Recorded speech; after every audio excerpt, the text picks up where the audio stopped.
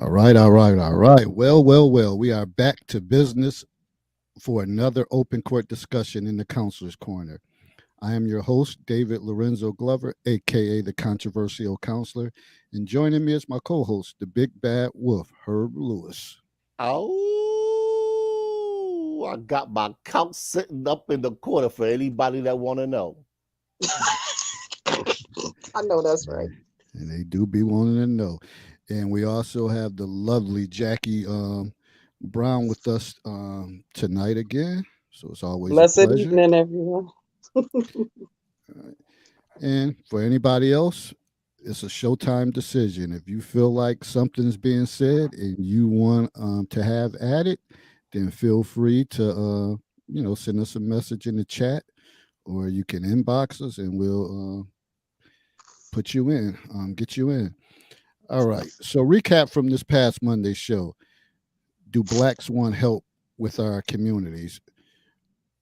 Um, there were a few issues. Here are a few issues we discussed: single motherhood homes, urban education, and like the health issues in our community. If you're interested in the broadcast, check us out on my YouTube channel, The Controversial Counselor. All right, let's push forward to tonight's topic, April 10th. We will discuss the topic: Do black men and black women do we really really want each other? Let that marinate. Let that marinate. If so, it's hard to tell by the way we act toward each other in person and definitely on the social media platforms. Um, Many black women feel that there is a serious lack of respect by the black men in regards to communication and our actions displayed.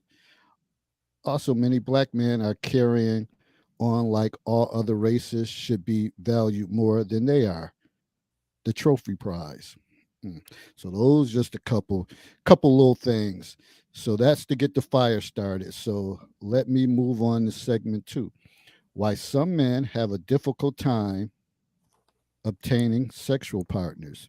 Some guys out there struggling, and it's showing. And they're frustrated, uh, and better days are behind them. And when you get in your 50s and 60s, not often, not often, unless you bring in something to the table. A lot of times, um, women are not going to be knocking down your door. So that's another stage of the evolution of the aging process that can kind of, for some guys, it leads to depression uh, in some cases. All right, so why are some men have a difficult time? Here are three reasons. Three reasons. Um, right here. Some men simply, and we talked about this before, have no game, have no conversation, no game, don't know where to take a conversation. And it didn't help with, the pandemic, and it definitely didn't help with the technology age of not being able to communicate. Because sometimes, um, and I have a story to tell about that. I'll tell it right now. And I remember when I was younger. Um, no, I didn't really have no game. I was quiet. I was shy, and I remember it was this young lady I used to like, and she was liking me too. But every time I was here, I would get lockjaw, just freeze up, just fold under pressure. I ain't folding no more though. I ain't doing. I'm still quiet in my own way, but I'm not folding under pressure like that. So that was one. Two, terrible logistics. What I mean by that, you can't, like, sometimes it's logistics. Sometimes you may live somewhere that's kind of like out in the boondocks. There's really nothing happening in your town.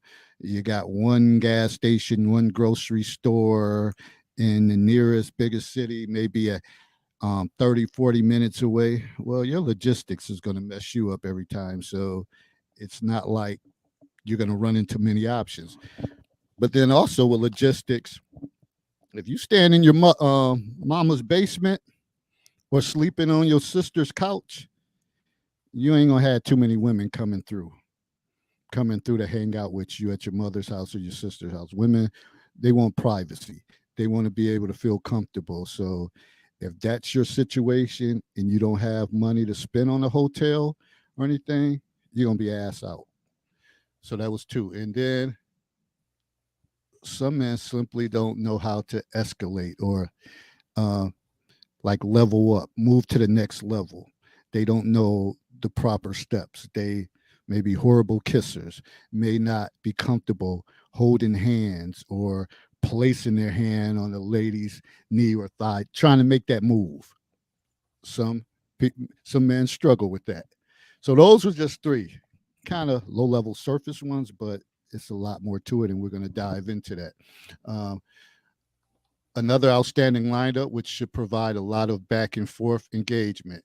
Please like and share our video, and don't forget to subscribe or tell someone to subscribe to the YouTube channel, The Controversial Counselor. So we're sitting at like 631 subs currently. So every week I'm gaining 5, 6, 7. Nothing major, but it adds up. So I remember I said one of my goals was to get to 650. So I'm about to break down that soon, and then the next thing will be the 700.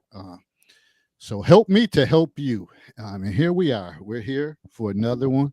Oh yeah, happy belated Resurrection Day, Easter, whatever y'all want to call it.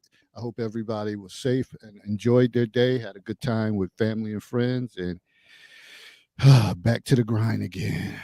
Back to the grind again. So Herb, what's good with you? What's good with you, Jackie? Talk to me. Well, as far as for me, I'm just my grandmother is doing better, and I must say that's a blessing. She's responding Excellent. again, and she's Excellent. actually, yeah. So trying to talk, she don't want that thing in her throat no more. So that's a good thing. And next week Sunday, I'm celebrating a birthday. So Ah, good for you. last year Excellent. my birthday fell on Easter Sunday, so this year it's the week after. It's Okay, a okay. That tender age of 25, right? There you Nice. go. Trust. Nice. 24. Thank you. Oh, my bad. Mm, my bad. Uh, Herb, I what's love good with it. you? Ah, man, I'm just thrilled that the weather is finally broken, man. I can get some projects uh completed, especially the ones that should have been able to get completed last year. So I'll be able to finish the garage roof, get some other exterior things going, and hopefully they get the windows done so I can actually start painting the interior of this house. But other than that, man, it is what it is. Hey, man, don't get too comfortable. You know how it is. Y'all not out the woods until like May, man. Now, snow could be coming before it's all said and done. Well, I still haven't put up my shovel and salt. They still in the back and the front doors. But the thing about it was, usually, once we've had a consistent week of mid to upper 40s, today we peaked out about the lower 60s. Yeah, it's pretty much done. So I can start raking the front lawn and start getting ready to spread mulch and all that other fun stuff. Get the lilac bush ready because it's already starting to bloom. The blooms are starting to come out. So it's about that time. Mother Nature has finally relented. Okay. Well, for me, yep, this was a short week. It just, I hate to see it. And back to school. Here we go. The last part, fourth quarter. Well, we've been in the fourth quarter, maybe about a week ago, 2 weeks ago, but it's coming down to an end. So, and as you said, the weather breaks. Then you got to deal with the too small outfits for the girls, the boys being anxious and can't sit still, ready to get outside, run around, and things of that nature. So it's going to be a lot of play. And for my eighth graders, some of y'all in for a rude awakening. The time is coming. We about to give out those summer school and retention notices. So some of them, their behaviors are definitely going to change because now they're going to be shook. Um, but hey, sometimes you got to be uncomfortable to get comfortable. So, and that's what's going to go down. I want to. I don't know who it was because I'm not looking at my phone, but they had made a comment. The way this life is going, black men and women hate each other, and it's sadly evident. Mm, mm, mm. Yeah, I hope it has to get better. I don't know how, but it has to because if that's going to be the case, we just pack it in. I mean, I remember BGS did say it's over with. Said it's over. Uh, and if that's going to be the case, then all this community involvement and different things like that, it's a waste of time. Find something else to do. It's a waste of time because it's not. And I don't want to sound like David the Downer, but in reality, from what I see and from my experiences, if if you can't tighten up the homes or people can't get along in the family setting, then there's no way in hell anything else is going to operate on a good note. So again, like I said, homes filters out into the community. Community stuff filters out into the workplace, in schools, and it's just going to be a lot of dysfunction. And now we see it more than ever with all these killings and murders and stuff like that, and even younger people. I mean, little kids can't even play on their porch or anything like that in front of their house because you run the risk of somebody idiot coming by shooting, and it's been little innocent babies getting shot and killed. So it's ridiculous dysfunction. Yeah, definitely. His name not coming up. Honestly though, the thing that I think a lot of people overlook is that we are a product of our environment. And what I mean by that is this. When you look at the history of the United States in totality, we're no different than Caucasian people. And I know that sounds absolutely asinine. But let's look at this country's move towards independence. They had two factions fighting against each other, the loyalists and the people who were loyal to the crown. I can't remember the exact name. I want to say Tories, but that's Canada. So this country started out in what we're engaged in now. You look at the US Civil War, the two defining wars that this country has had, one for independence, two to keep the country united. Both of those have come down to neighbors against neighbors, brothers against brothers, uncles. It's part of the history of this country. So we shouldn't want to be exempt from it. However, we should also not want to engage in it. But we're here. And the question is, where do we want to be? Because we only have, in my estimation and some other people's estimations, probably to about the year 2040, maybe 2050, before we become permanently marginalized. And when I say that, this is what I mean. Once upon a time, Native Americans were actually a viable ethnicity in this country. They're not anymore. Except on reservations, you don't see them among the general populace anymore, at least in terms of what they look like when the original Europeans arrived. That's the road that we are headed down. We already see that black men are marrying out at a higher rate, and that rate continues to grow every year. Essentially, what that means is they're going to procreate with women that don't look like them, whether they're Hispanic, Asian, Caucasian, Middle Eastern. That's the trend. You don't have to believe me. All you have to do is look at the numbers. And then we're getting the influx from immigrants that are coming from south of the border. So whether it be South America, Honduras, Nicaragua, any of those Central American countries, they're making their way up north. And if you don't believe me, all you have to do is go north to the southwest, to states such as Texas, Arizona, New Mexico, Southern California. There is a heavy Spanish speaking influence in those countries. That's only going to permeate the rest of this country eventually. Even Florida. Florida is heavy, especially with Cuban heritage people. So this is the thing, when I was doing some research, this is the thing I really like about doing this. I looked at where the majority of slaves came from because I wasn't really sure. And this is what I found out, and I'm going to read from page here. It says, of those Africans arrived in the United States, nearly half came from two regions. Senegambia, the area comprising Senegal and Gambia rivers, the land between them, or today what's Senegal and Gambia, and Guinea-Bissau and Mali in Western Africa, including what is now Angola, Congo, and the Democratic Republic of Congo. The Gambia River running along the Atlantic African coast was a key riverway for slave trade. At its height, about 1 out of every 6 enslaved Africans came from that region.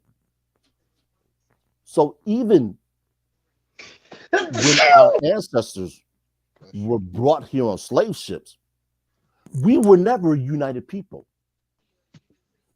Our ancestors came from different tribes, and more often than not, they were the product of defeated wars. See, a lot of people don't realize this. It wasn't Europeans who infiltrated the interior of the African continent. And BGS has actually mentioned this on his platform. It was the victors who sold the losers in battles into slavery. There's been talk about reparations from African countries, and I really don't want to get into that per se. But this is all the stuff that we as a people, if we are going to make it in the hue that we look like today, then we need to actually put our differences aside, whether they be major or minor, and start looking at these things and re-examining what it is that we want. Now, to make this kind of wholesale, I suppose, I went through the alphabet, and I'm going to read some of them. So give me a couple minutes. I started with A, our collective attitudes. Davis just mentioned that. Businesses. We don't work with each other. We don't own. I think there's one Black-owned bank in this country. The Black culture, at worst, is dysfunctional. At best, it's toxic. Dating. We don't date anymore. Hookup culture, Netflix and chill. We don't go out. We don't do things with each other. Family. We don't know what family is. Is family mother and child and father? Or is it just mother and children? Everyone is welcome in Black America. We don't tell anybody, get out. You don't do anything for us. You bring us down. Health is, I didn't write anything. That's self-explanatory. Investment, I just said, we don't invest with each other. We're judgmental, as opposed to a kind word to each other. When we don't agree, we're always harsh with the comebacks. Petty. Queen Petty, King Petty, the squabbles, they never end amicably.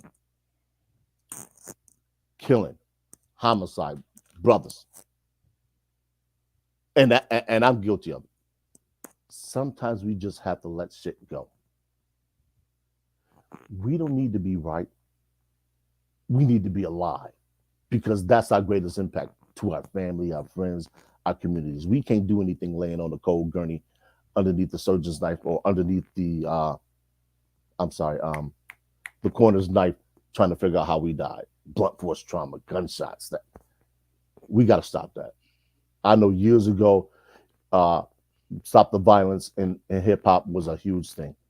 I mean, it's as simple. We got to put down the guns, the knives, the violence. We got to figure out a better way to come together, because and we might not like to hear this, but Black women do have a point when they say we're supposed to be the leaders, even though we live in a gynocratic system. We still have to find out a way to free ourselves before we can free anything else. And there's a lot of brothers walking around here with that queen godmother chip in them. Shout out to Uncle Sterling, who can't free themselves mentally, so they're always caught there. As the passport bros call it, plantation bros. They stuck there. They can't see themselves doing anything else. And because they can't, they won't. Politics. You got people talking about why vote. But as soon as the dominant society starts redistricting and redrawing and gerrymandering, all of a sudden now it's a problem. Well, wasn't a problem when you didn't vote? So why are you so concerned now? Religion, I'll let Jackie touch on that. Trust. Well, yeah, I was holding on. Um, Go ahead. well, the only part of it that I'm gonna mess with really is the whole border thing, because of late, even last week, um, they're having trouble with the borders now, where people are coming in, especially now from Canada. So you have refugees coming in through Canada, and they don't have enough people at the borders. So that's something that is new as of last. But I just believe a lot of other cultures, when it comes down to the female, some of them are a lot more what you will call, as the men over here, we want to put it, passive than our sisters over here. And I know that a lot of our sisters, yeah, we need to take a step back and act like we got some sense, because we have to walk in our place. We can't be the man in a relationship and the woman. You can't want to be the head when you're not, and all of these things. So that's why a lot of these our brothers are going across the border, basically. You know, you're not physically across the border, but they're dealing with other nationality that are going to be more submissive, more understanding, more open to communication than and people that won't cut them down. I've had that conversation with many guys about why they turn to Oriental women, or they go to Asian women, some Asian women, or women from Thailand somewhere, or some other stuff like that. I'm like, okay, whatever, but that's their take on it. So they say they're more submissive. Even other cultures are more submissive than our black people. Let me answer a question that Shaughnessy asked. Everyone settles. Don't be fooled. But Tell nobody. Get Shauna in here. Get Shauna all on the She pen. might be at work. She might be at work. Oh, okay. Yeah, everybody settles. The difference is this: when you get what you want, nobody looks at settling. Look at it like this. Let's say you have something in mind you want to purchase. You go out, you find that exact item at the exact price point you want. You buy it. You're thrilled. You're happy. You can't be more content. Did you settle or did you get what you want? And this is what we have in Black America. We tend to look at things with such a myopic viewpoint and vantage that we don't understand that quote unquote settling is not your enemy. You're supposed to settle down. That's what adults do. That's how this American country was built. The middle class was the engine and motor to this country. Women settled for men settled for women. They got together, had kids, worked. Women raised the kids. It worked. It powered this country to an elite status in the world. Okay, I want people to understand that coming out of World War II, that's how this country got ahead. Now, there's some other political wranglings in there that I won't get into because that's not what this particular platform is about. But the middle class powered this country. Went out, got jobs, bought homes, worked, put money aside for retirement, sent their kids to school. Matter of fact, when you look at the civil rights movement, SNCC, Martin Luther King, Malcolm X, CORE, the Congress on Racial Equality, all of those people were supported by working Black families. When King and them went to jail, protesters, their bail money was funded by middle class working people. There didn't need to be fundraisers. The church then was central. Why do you think King's Church was bombed? It wasn't bombed because they didn't like black people. It was bombed because it was the economic hub of Black America. And this is why it pains black men so to see the way the church is governed now. If you go to most of your churches, you will see a lack of black men there that are marriage age. So from the ages of 18 to about 45, the only way you're gonna see black men there is if they are married, they're there with somebody that they're dating, or they happen to be a widower, which is rare because black men die first. It doesn't matter what I'm sorry, black men die first, but men die first overall, regardless of the ethnicity. Man, I said it on here before. They need to change that whole system with the church. Ain't nobody checking for some man to be up there just talking and talking, and you can't say anything and can't question. Like I said, it needs to be an open discussion type of thing. People go there, you have questions, and you answer them, and all that stuff. Nobody wants to hear that. Method has played out even in education when you have a teacher just talking to kids and they have no power or no ability to say anything or respond back or challenge each other. It's just like a bunch of damn puppets sitting up at church listening to somebody talk and then leave and say, man, that was a powerful word today. How do you know? How do you know? You know, what made it powerful for you? What did you, I mean, other than the obvious stuff? So, and I think some of that is just a creature of habit of people to say, "Oh man, the pastor did a good word today. Did a good word today." It had a good word if you challenge them and then connect it to your life or whatever the story was. So that's one thing. But I also wanted to, and I think this may be Daphne. She said we all need therapy to heal and get the tools to be in our rightful places. Who are we going to get therapy from? I guess that's the question. Who are we going to get therapy from when we speak on that? Because that's another thing that blacks are not, they're not really trying to, they figure they could get it from everyone else. They figure they could get it from a pastor. They figure they can get it from, you know, the elderly but the elderly is passing away, and since some of our grandmothers and granddads, went on to, I guess, greener pastures. I don't necessarily believe that in many cases, but a lot of us lost our damn mind. Lost our damn mind. Public Enemy said that on a song. But I'm gonna push back on the therapy a little bit. I don't think therapy is what we need. I do believe that what we need to do is start accepting some raw truths, no matter how painful they may be. See, we as a people, we tend to hold on to things that make us feel good. That's one of the reasons why orators in Black America are so revered.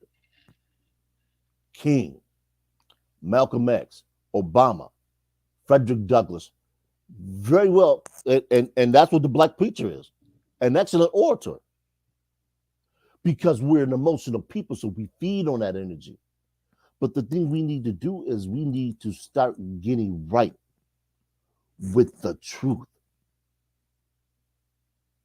We have to start acknowledging that we don't always make the right decision regarding a lot of things. And I always tell people, you can never lie to me.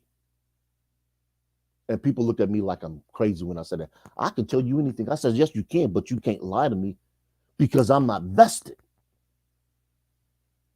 And sometimes we invest in the wrong people and the wrong things. Case in point, I was walking. I just came from the bank. This was last week. Walking down Main Street, and across the street, I saw an older black couple and the young brother. Now, I didn't necessarily know what was going on, and I looked, and I saw the older brother sitting in the walker, where you can walk behind it or walk in front of it. And I asked him, I said, "Yo, man, you need a hand?" He said, "Yeah." We went in there. We supported that brother. Now, the brother's scared. 74, he's older, he's not mobile. And I looked at that man and I said, "Look, we are not going to drop you." I said, "I absolutely refuse to. We're going to get you in this place. We're going to get you right. We can get you sat down." We made sure that brother was able to climb the steps, sat down without any fear. But there was something that the woman, I'm going to assume she was wife, did that triggered the thought in my head. And when I thought about it, I had to acknowledge the great work that Dr. T. Hassan Johnson does when he breaks down Black women and Black male relationships. She tapped him on the arm as if, "Yo, boy, you're supposed to be able to do this." And I was just like, you know what? This man is 74 years old. Acknowledgement to Donald, man. I hope you have many more birthdays. And it dawned on me that she didn't treat him the way that two strangers were treating him. This is a woman that he spends the night with. This is a woman that I'm going to assume, has probably raised children with. And it broke my heart. It broke my heart to see him treated like that. I shook the brother's hand. I said, "Man, thank you." And went on about my day. But that's the kind of deference that we don't give to each other. We would rather say something mean as opposed to lending helping hand. We would rather tear each other down than to build each other up. And I understand our conversations get contentious. That's part of the discussion. But we have to be able to find a way to say, "Okay, you know what? We disagree." And just leave it at that. We don't need to call anybody a bitch. We don't need to call anybody a nigga. We don't need to call anybody a hoe. We don't need to say your mama this, your dad that. That's kid shit. If you can't elevate your argument, if you can't elevate your information, leave it alone. Well, one of the things, and Daphne said, we have licensed counselors and things of that nature. But how many people take heed to that when you have someone and that's their trade and that's their skill set? I'm not, I'm a licensed school counselor and I've worked jobs, psychiatric adolescent unit, adult unit, detention homes, drug and alcohol rehabs. As one of my professors has said, he said, "You'll be hard pressed to find somebody who's worked at as many places as you in this whole like human service education field." But the one thing is, nobody wants to be counseled. And the first thing you say something, if it sounds like that, "Well, I'm not your client. Don't counsel me," whatever. And I always make reference to him. The great Dr. Papalardo at Niagara University said, when you have counseling skills, and that doesn't mean you have to have a degree or whatever the case is, you have better relationships with people. You have a better understanding. But most people they don't want to deal with that. Like if it's somebody that's a doctor, a nurse, let me call this person whatever, because they've been working in that profession. If it's a mechanic or something like that. But something about the counseling thing, when it deals with the mind, nobody wants to. And that very person could be the one to get you on the right path, just by telling you some of the things that they know and some of the experiences or particular clients they dealt with. But nobody wants that. So again, from last week, do they really want help? No, we do have people that's clinical psychologists and different things like that. That's Their family members do not want to listen to anything that person has to say. It's tough, man. I remember, like my mother transitioned in 2020. It took her recovering from cancer before I realized something. She transitioned, she was 84. So that puts her roughly around late 1930s in terms of her birth. I had to realize that her parents, my grandparents, whether maternal or paternal, were either freed slaves, and if not, directly descended from those who were slaves. So we have to understand that our grandparents literally were navigating in a world that they knew very little about. They weren't given economic education. Only the women were given literal education because black men were never supposed to be able to read and write. That's one of the reasons why our academic scores as a group tend to lag behind everybody else. And that's just being compounded with the culture that's being forced today. Everybody talks about CRT.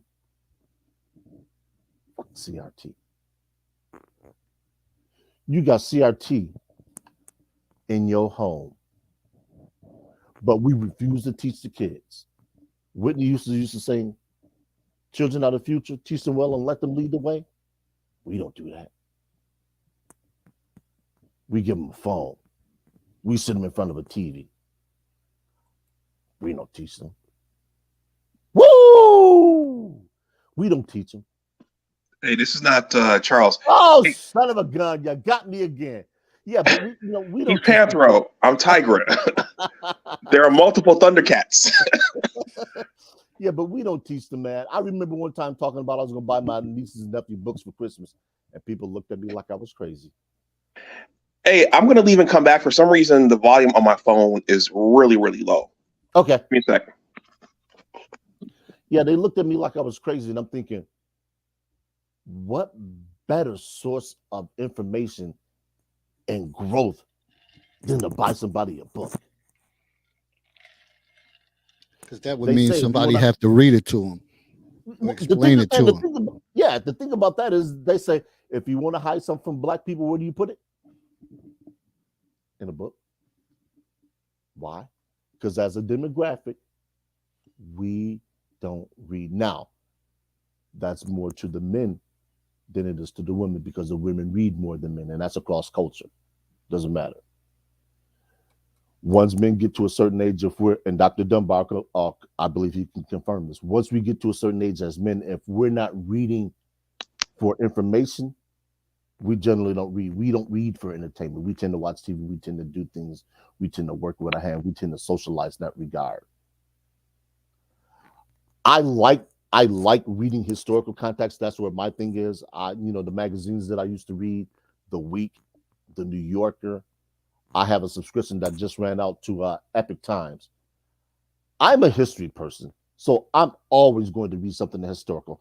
I don't read as much science as I used to, but that's something I'll probably get back into.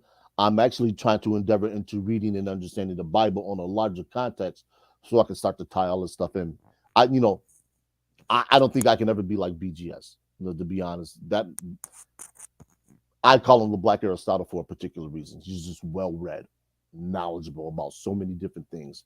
And to that, I want to say to the women, if you're listening to this show and you want to understand how this country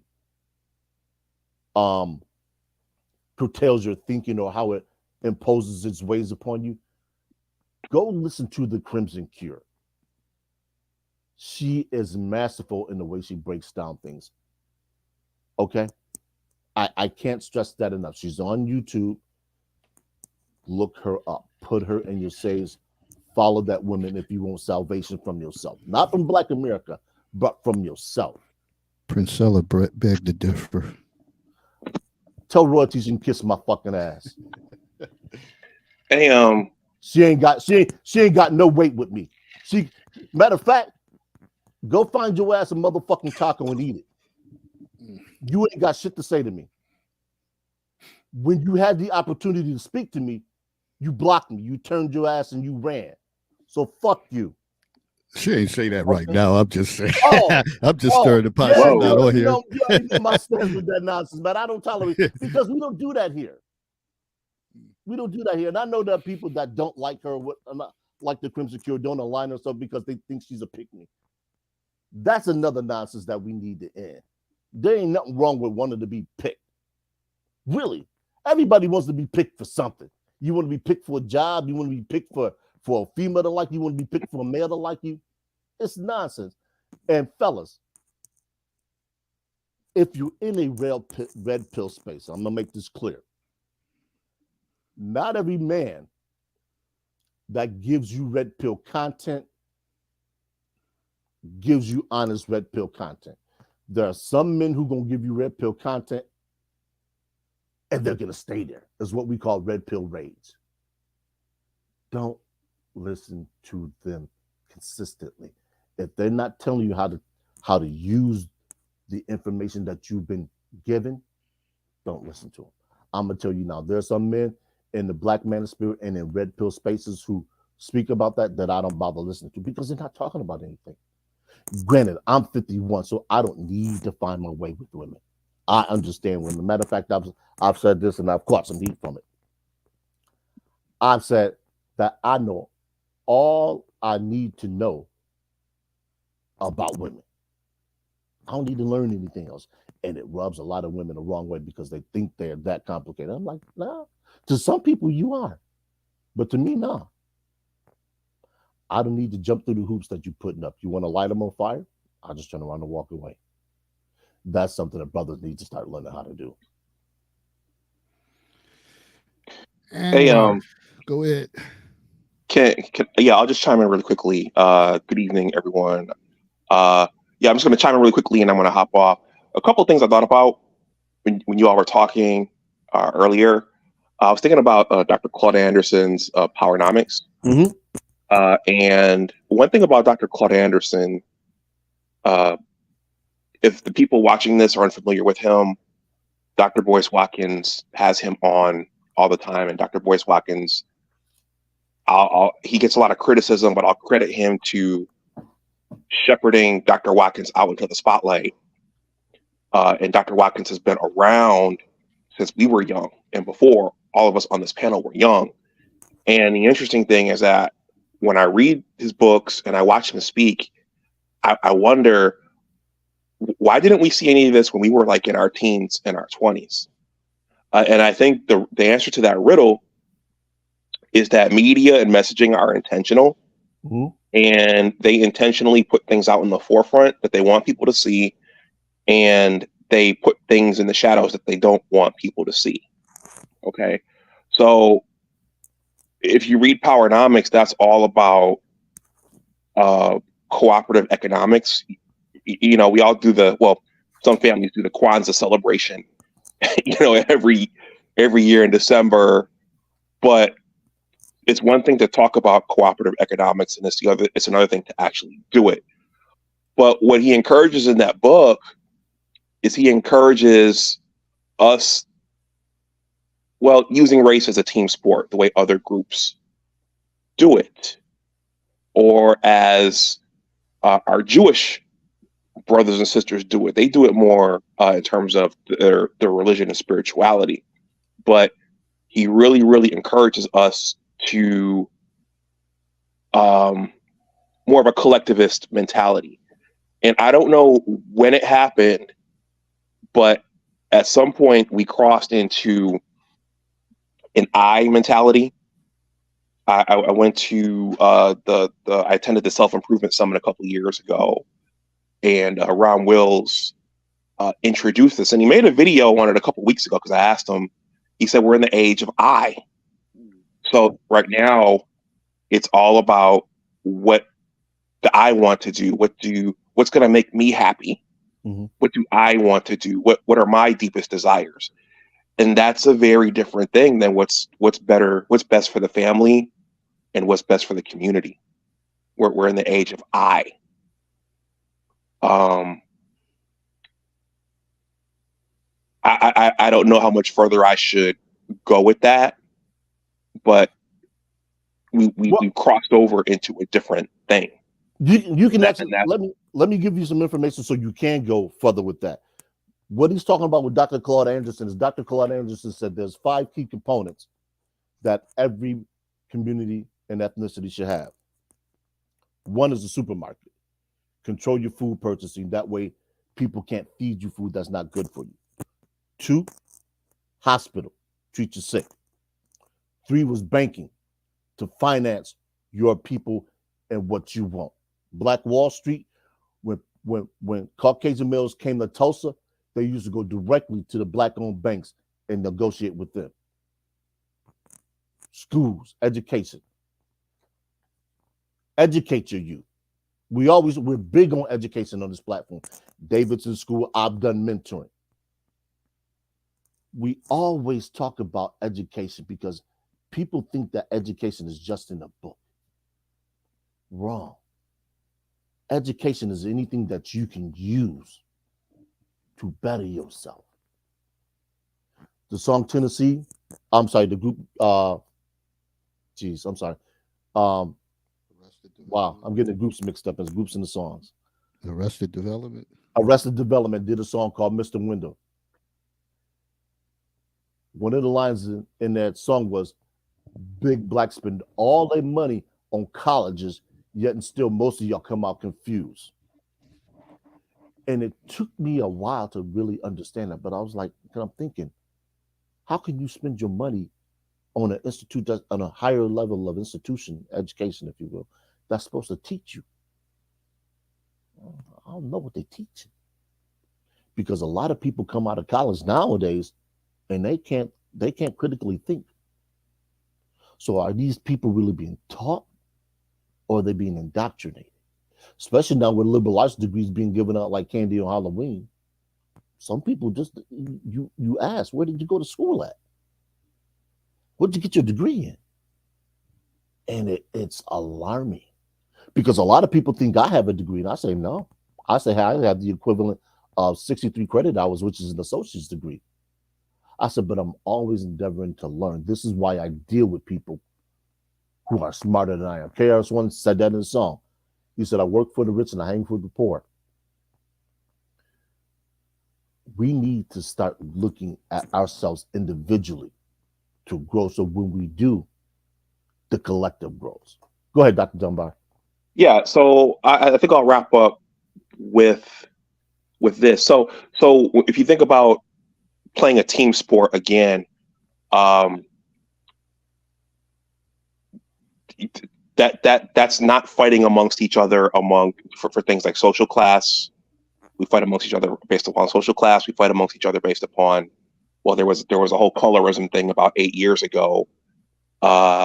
Gender is a big divider right now. So all these things go against a collectivist thing because you're fragmenting the group into a lot of different factions. And right now you seem to have the women moving in one direction and you have the men moving in another direction. And if you can't get those two genders on the same page, then the whole thing's going to basically go down the toilet, which is kind of happening now. Yeah. Now I'm going to go a little more global here and take a broader look at the landscape. The United States, well, most of the Western countries are at negative replacement. Yep. Okay, so there's a huge, Herb, you just mentioned education. There's a huge reckoning coming for everybody. I mean, I don't know if we'll see it. But when it just makes sense, when you tell younger people, you don't teach them about the importance of having progeny and having younger people to take care of the older people. Everything's just going to crash. And there's a bit of a reckoning coming. I don't want to make this depressing. There's a gentleman named Stephen P. Shaw. Would you say, David? It's already here. Yeah. It's already here. But the thing is that see, I don't want to make this an our bodies ourselves thing. But if you don't teach those fundamentals of how generations keep going and passing on legacy, and who's going to be there to take care of you when you're older, and those things, then things are going to crash at some point. If you make it all about what I want and what I want to do, and if you make it all about self, which is where we've evolved to today, you're going to get what we have today. Yeah, I totally agree. And that's why I always speak on the curriculum that what's in line right now is not for this generation or these young people, and it just seems like nobody's trying to fix it. Whatever they think, okay, if we could put more technology in place, whatever, but they don't have the basics. They don't have a basic skill set, so they struggle with that. And then again, like I said, that pandemic that did a number on many of the children coming in. Some of them, it seemed like they lost probably about a year and a half, and not only academically but socially. And it's crazy. So we have to, and that was one of the things my principal tried to say. Oh, we're going to go back to the basics, but everything sounds good when you're planning for the year, and then reality happens when the kids step in the door. And a lot of times, all that shit go out the window, and you just flying by the seat of your pants throughout for the rest of the time. So yeah, we definitely is here, and these kids need the basics, but also I believe some of the parents need the basics too. And you know what is one thing, Dr. Dunbar, what was that gentleman's name again? Is this Stephen or Steven? You know, I'm not sure, but he's taken on. He's studied this. He studied it, and it's happening around the world. As it's pretty sobering when you watch it. When you watch some of his content, and some of the interviews, but you know that there are consequences. I'll say this: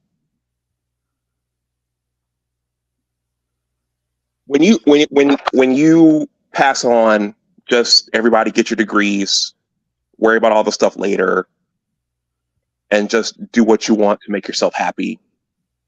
Things are eventually going to spin out of control. I'll just say that. So I'm sorry. What was his name again? Stephen Shaw. I think he made a documentary on it.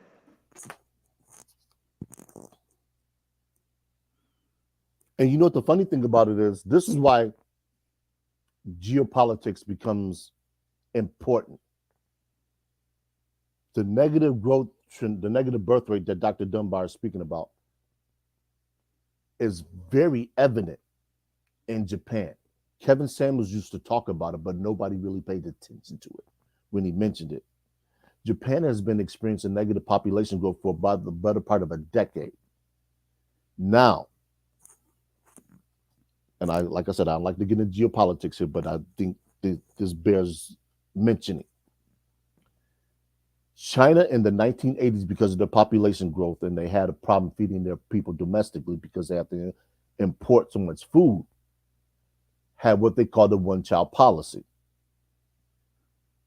in which married couples could not have more than one child. So if the wife got pregnant again, she either had the choice of getting an abortion or sending that children out. This led to an overgrowth or an overbirth, of men.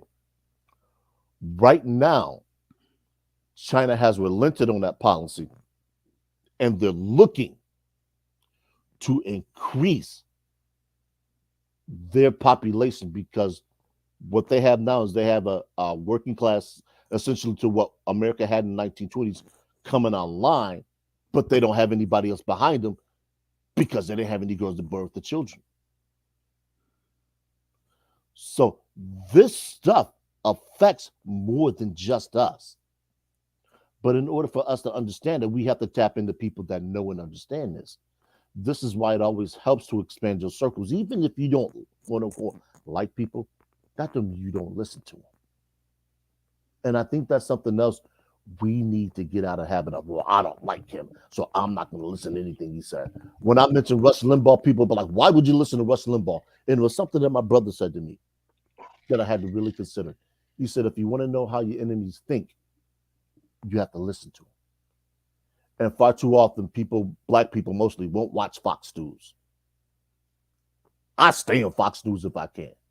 I don't need to know what CNN is playing, MSNBC, because they're all democratically based networks.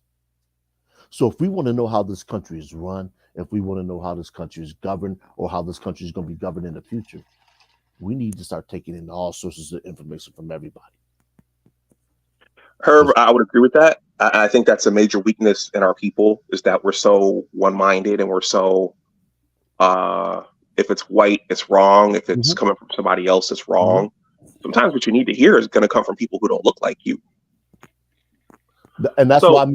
Oh, go ahead, Dr. Dumar. I'm sorry. No, and I'll say the last thing I'll say is, everyone take a look around, take a look at your family pictures. Look at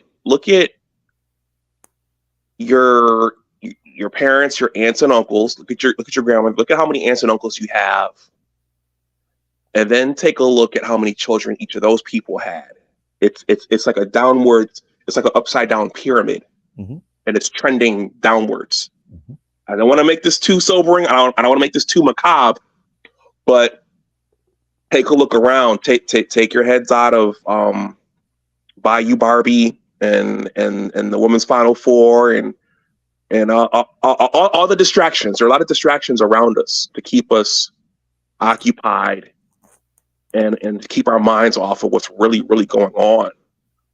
So try to take your minds out of that mental junk food and take a look at what's going on around you. Because the political class, they're not talking about it. Well, they're starting to, but a lot of these important things that are coming, they're not talking about in a meaningful way. Because I mean, most, my mentor told me the quickest way for a politician to not get elected is to tell the truth. I know that all too well. So even our elected officials, a lot of them are not telling us the truth. So everyone, have a good night. I'm going to hop off. Got some meetings in the morning. I just want to come in and contribute that. Appreciate you coming through. All right, take care. All right. Jackie, you still up? She probably rock-a-bye, baby. Yeah, but we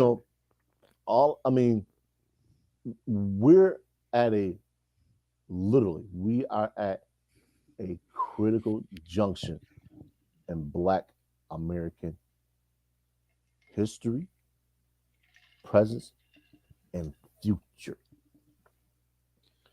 But see, my thing is, I don't think on a day-to-day basis, on the average Black person, they're not thinking down the lines of all of this stuff.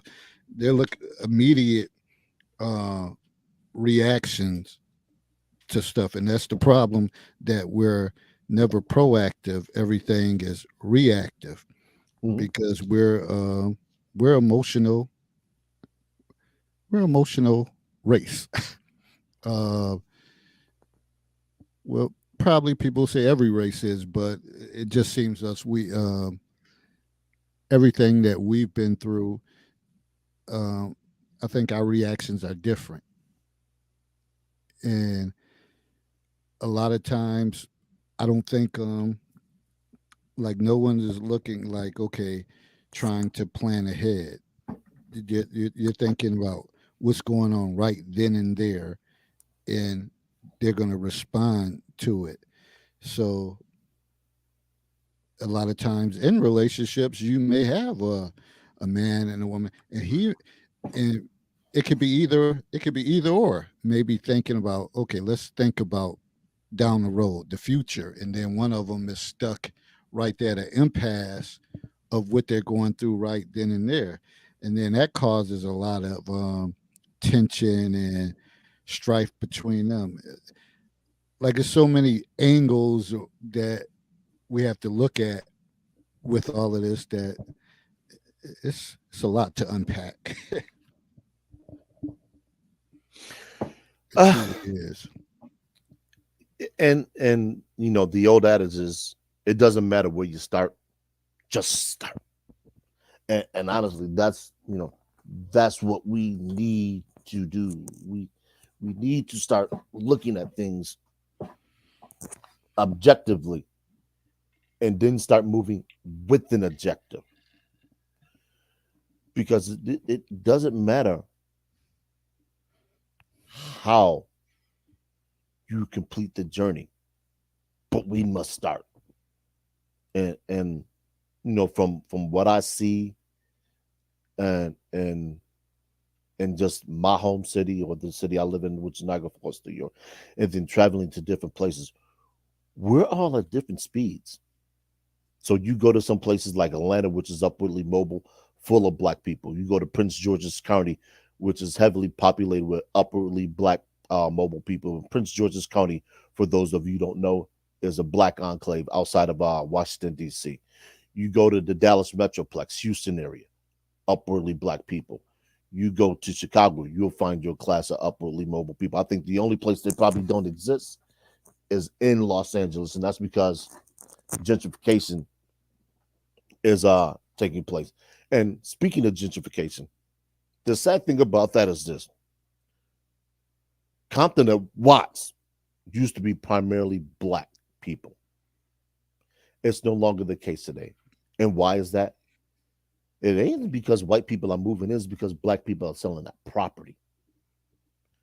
So we can't complain about gentrification if we inherited some property, we don't want to live there anymore, we sell it. Hold on. Any property that you get, hold on to it. Because as long as you have property in this country, you have power. This is why I talked about last week about women banding together and forming a cooperative where you can go out and buy land, build on it, farm it. I just saw a video today about a gentleman who played center for the Los Angeles Rams of the National Football League. He had a contract for 6 years, $30 million, and he left it on the table to go do what? Farm. That's one of the things that Dr. Claude Anderson talked about. Food, supermarket, you can feed, you educate your people, you become a force. When those land grants were given, a lot of blacks were cut out from them.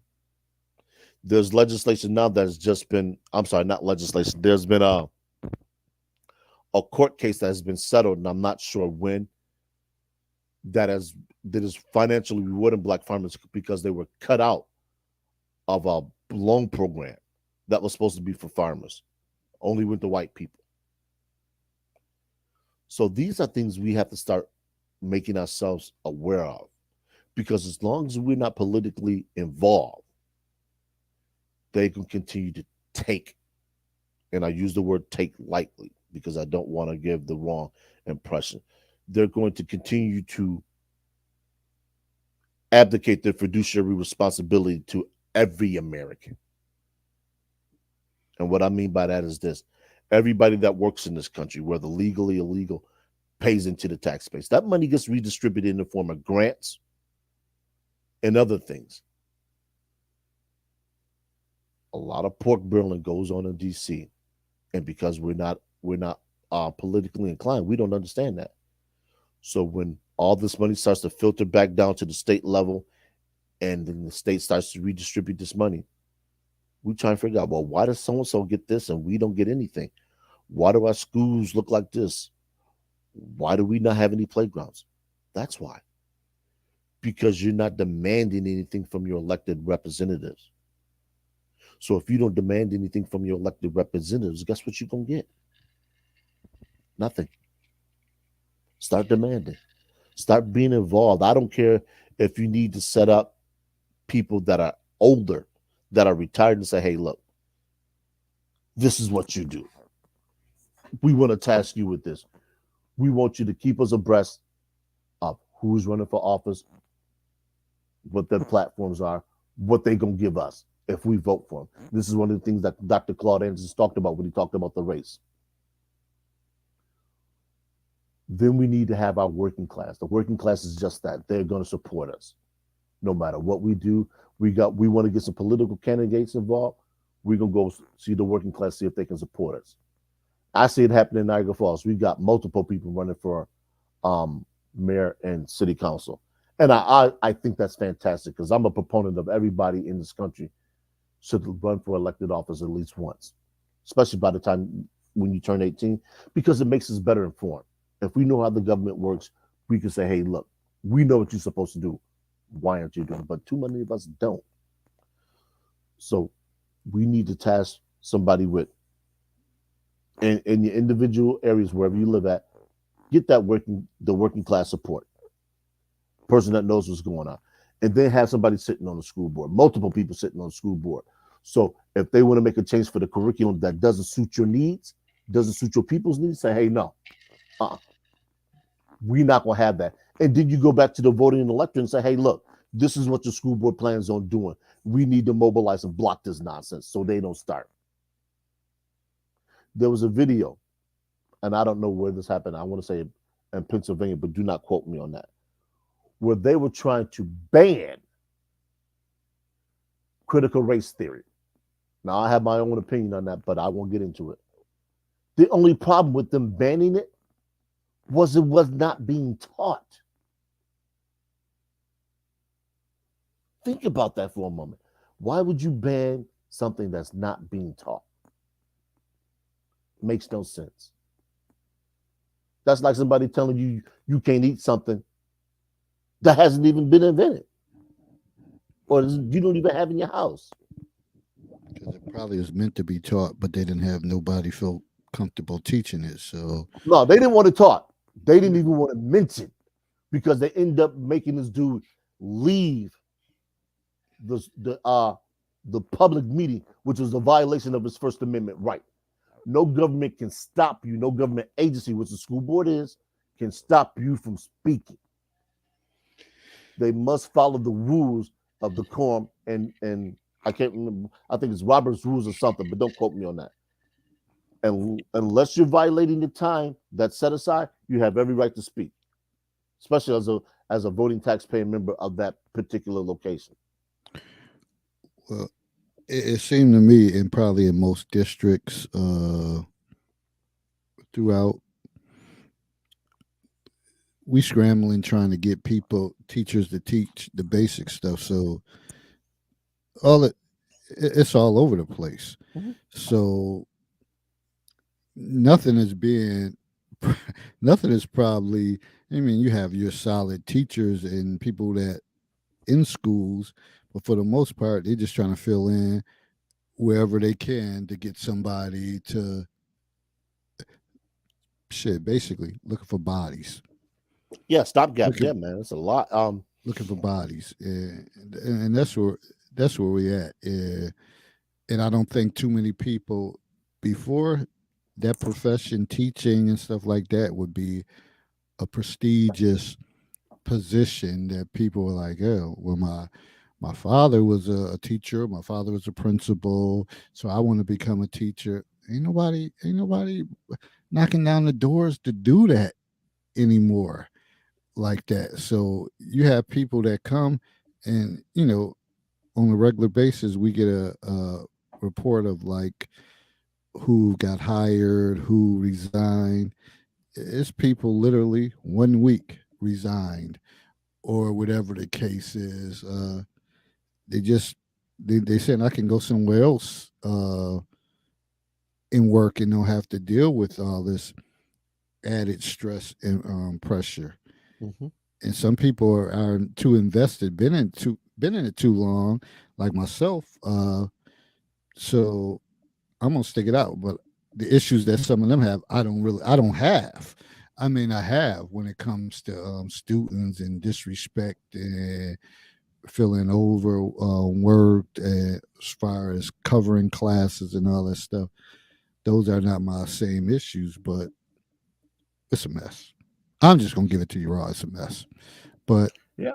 that's only one part of the tension between black men and black women. And I don't. I mean, we could talk about it. Do we have any clear cut solutions on how this is gonna take place? And I do. I don't see. I don't. I got to read her comment when somebody takes the time to write something like that. Tiffany McIntosh Kimball said, unfortunately, some of us have a complex about us as to where we have fallen victim to what our own narrative is.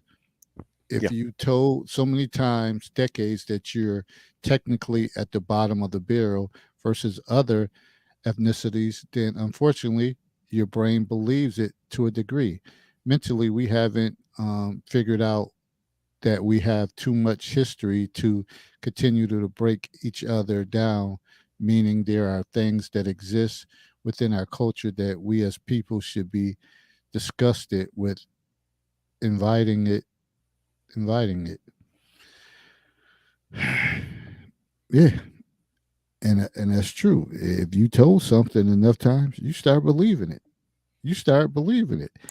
If if you're dealing in a relationship and somebody tell you something enough time, even though you know it ain't right, you may start saying, "Oh, maybe they got a point there. Maybe this is the case, or whatever the case is." So it's a lot of Yeah. getting hoodwinked hmm and she throughout. mentioned something I talked about with everybody. We have to start. We have to lay down the law, and this was something I wrote about in the intro. What binds an ethnic group of people? Music, food, clothing, entertainment, economics, and the number one thing, family. At the center of any culture or ethnicity is the family. Whether it's nuclear or extended, it is the building block of a society. It is how wealth is accumulated, heritage, heritage and culture is passed from generation to generation. The elders were the leaders, teachers, and guides. They set the template for what was acceptable, allowed, taught, and permitted. The cost of disobedience was steep. And I referenced the movie Magnificent Seven, not the original, but the remake with Denzel Washington. There's a particular point in that movie where they're out west, they're assembling the team, and they come across a Native American. His name was Red Harvest. Denzel speaking in his native tongue asked him, "Why aren't you with your group?" And he replies that the elders said that my way wasn't the right way, and they banished him from the village. Black people used to do that same thing, but the way that black people handled something was this way: a woman that got pregnant out of wedlock, two alternatives. Either there was a shotgun wedding or she was sent out of state to have that child somewhere else because that was deemed an embarrassment to the family. To the family. And we tend to think that Caucasian people don't do similar things. Here's a newsflash: they do. You want to know how they do it? They do it very quietly. They said, "We will cut your ass out the will if you don't do what we want." The old adage, money talks, bullshit runs a marathon and usually finishes last. They mean it. That's how they maintain control and leverage. Well, yeah, and those folks probably, they have power, they have that leverage, they have the money, but how many on the average in black families have that power to say that?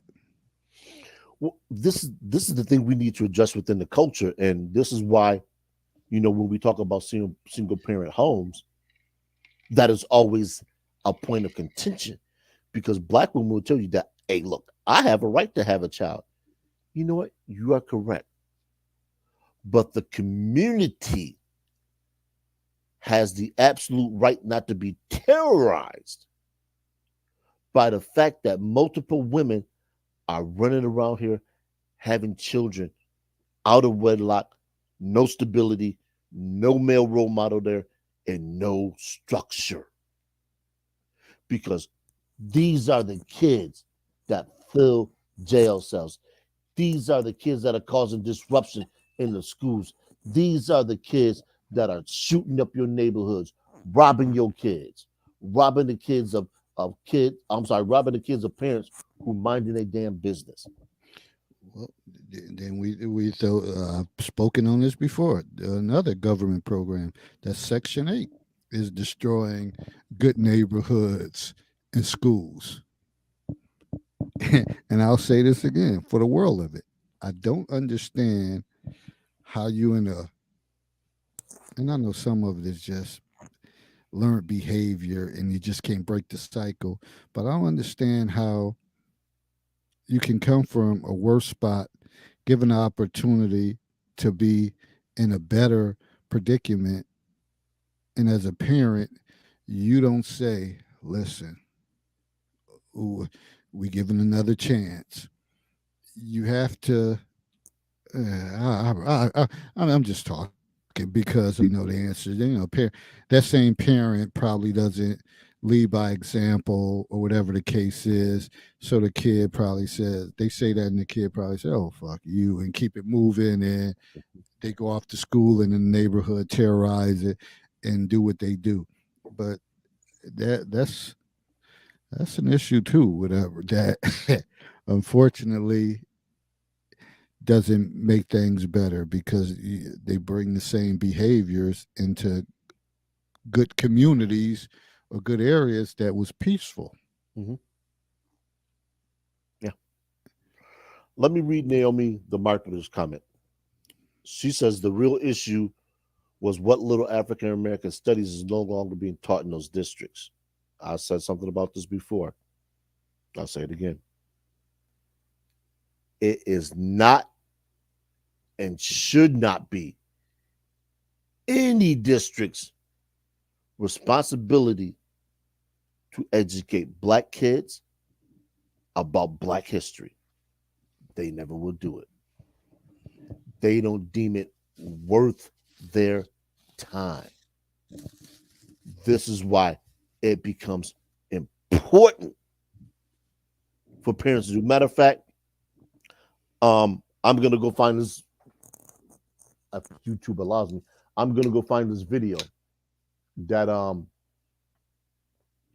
Denzel Washington and there's 3 people in there. There's Denzel Washington and Samuel L. Jackson happened to book in the video, and it was very, very poignant.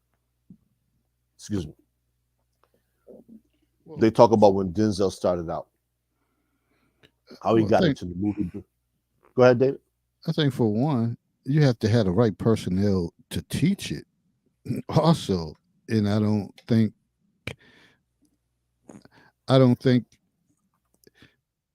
everything is designed for it to be taught throughout because you don't have the right personnel. Like at certain schools, you can't, like something like that, you just can't. You have to feel it. You have to be passionate about it. You just can't say, "Oh, I know you're Caucasian, but we need somebody to teach this African American studies, and we're at a predominantly black school, and you're it." They can read that shit all they want to and prep before it comes, but this is gonna give the same effect. So it's a lot to go behind who teaches what, who they're teaching, the population they're teaching to, and again, like I said, a lot of things you just filling in bodies. Mm-hmm. I'm gonna try and pull up that interview right now.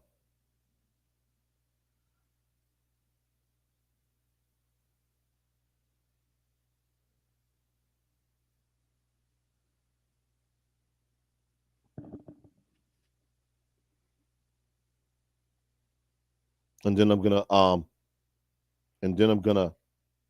drop that in the comment section so people can actually see it, because I think it's important. They talk about their struggles. Samuel, and I didn't realize this. I didn't know, let alone realize. Samuel L. Jackson had a cocaine addiction problem, very serious. And this is before he landed the part in the movie.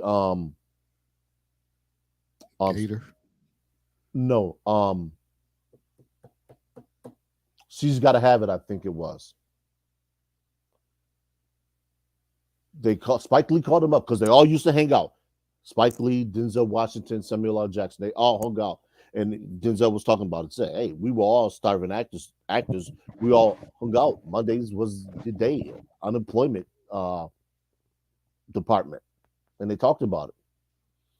He said his wife pushed him to get clean. Now, she didn't want to take the credit for it, but it was obvious to me watching the interview that she was the driving force behind him getting clean. Now they are currently married for like 40 years, I think, or something like that. That's the power in black male, black female relationships. At some point, even the best of black men have erred in decision making and action. I want to make sure that everybody understands that. Every black man that has ever been born at some point has wavered in his decision. It's been rumored that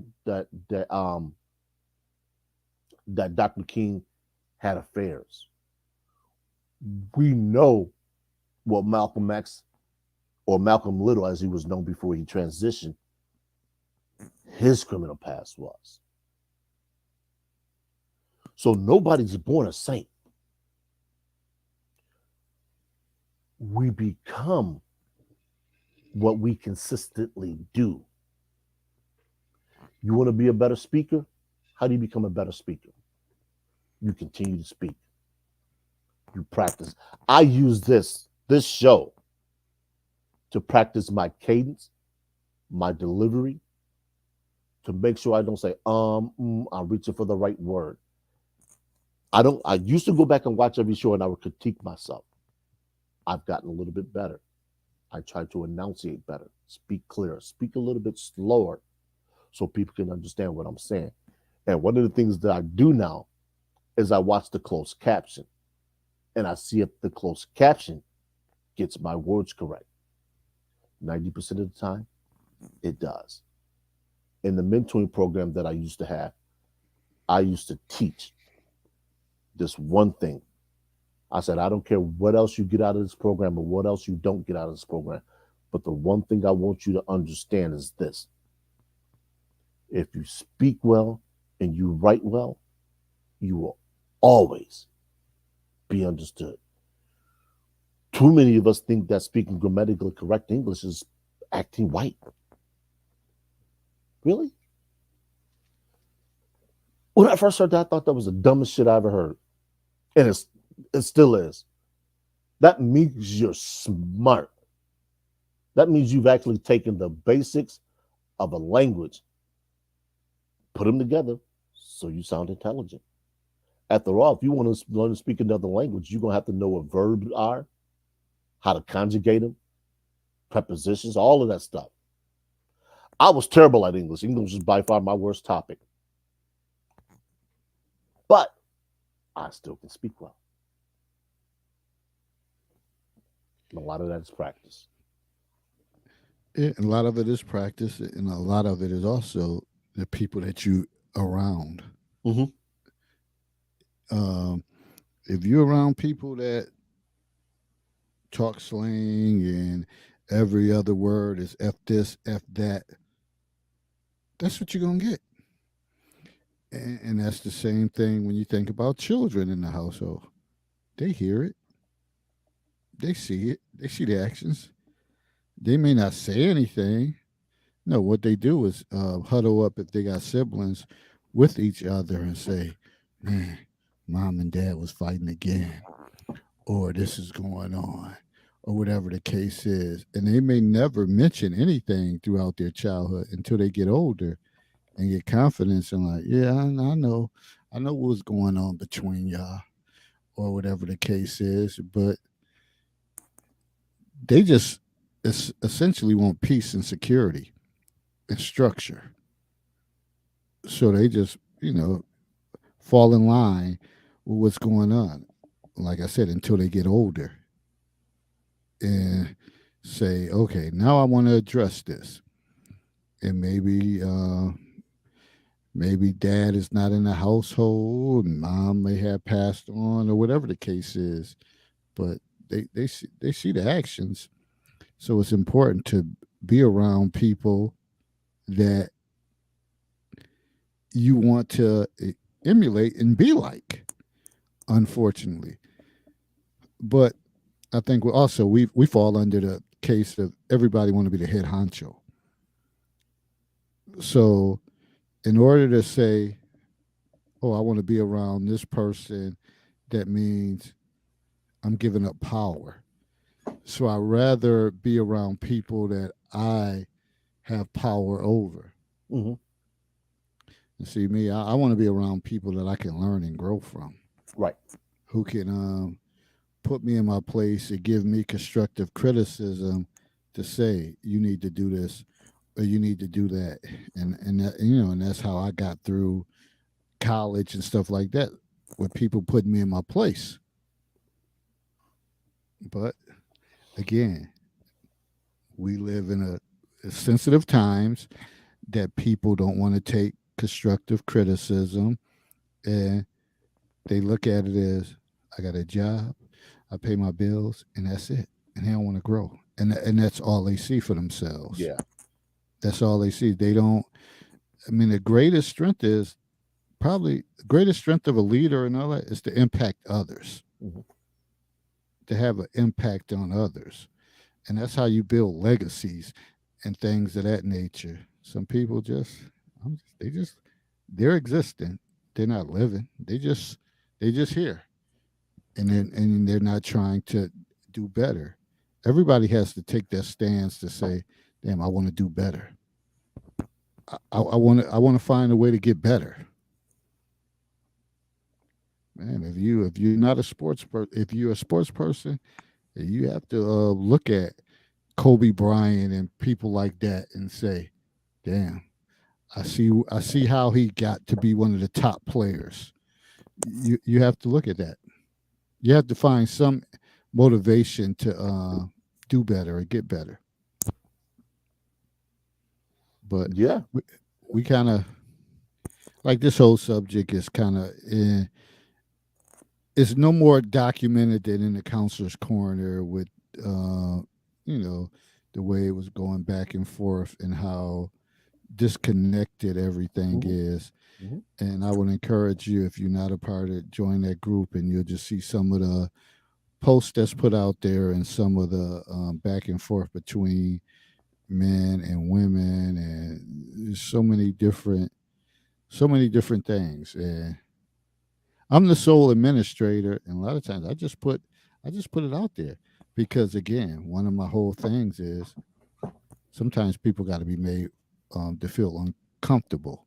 Mhm. And every now and then somebody will come in there and their whole thing is, I want to wreck shop. A lot of people can't handle when it's something different. I remember this.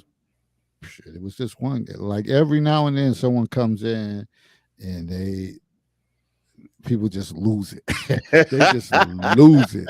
I'm getting inboxes like, oh, this is such and such. And I'm reading this stuff and like, really? Y'all really bothered like that? Y'all really bothered by these people comments like that?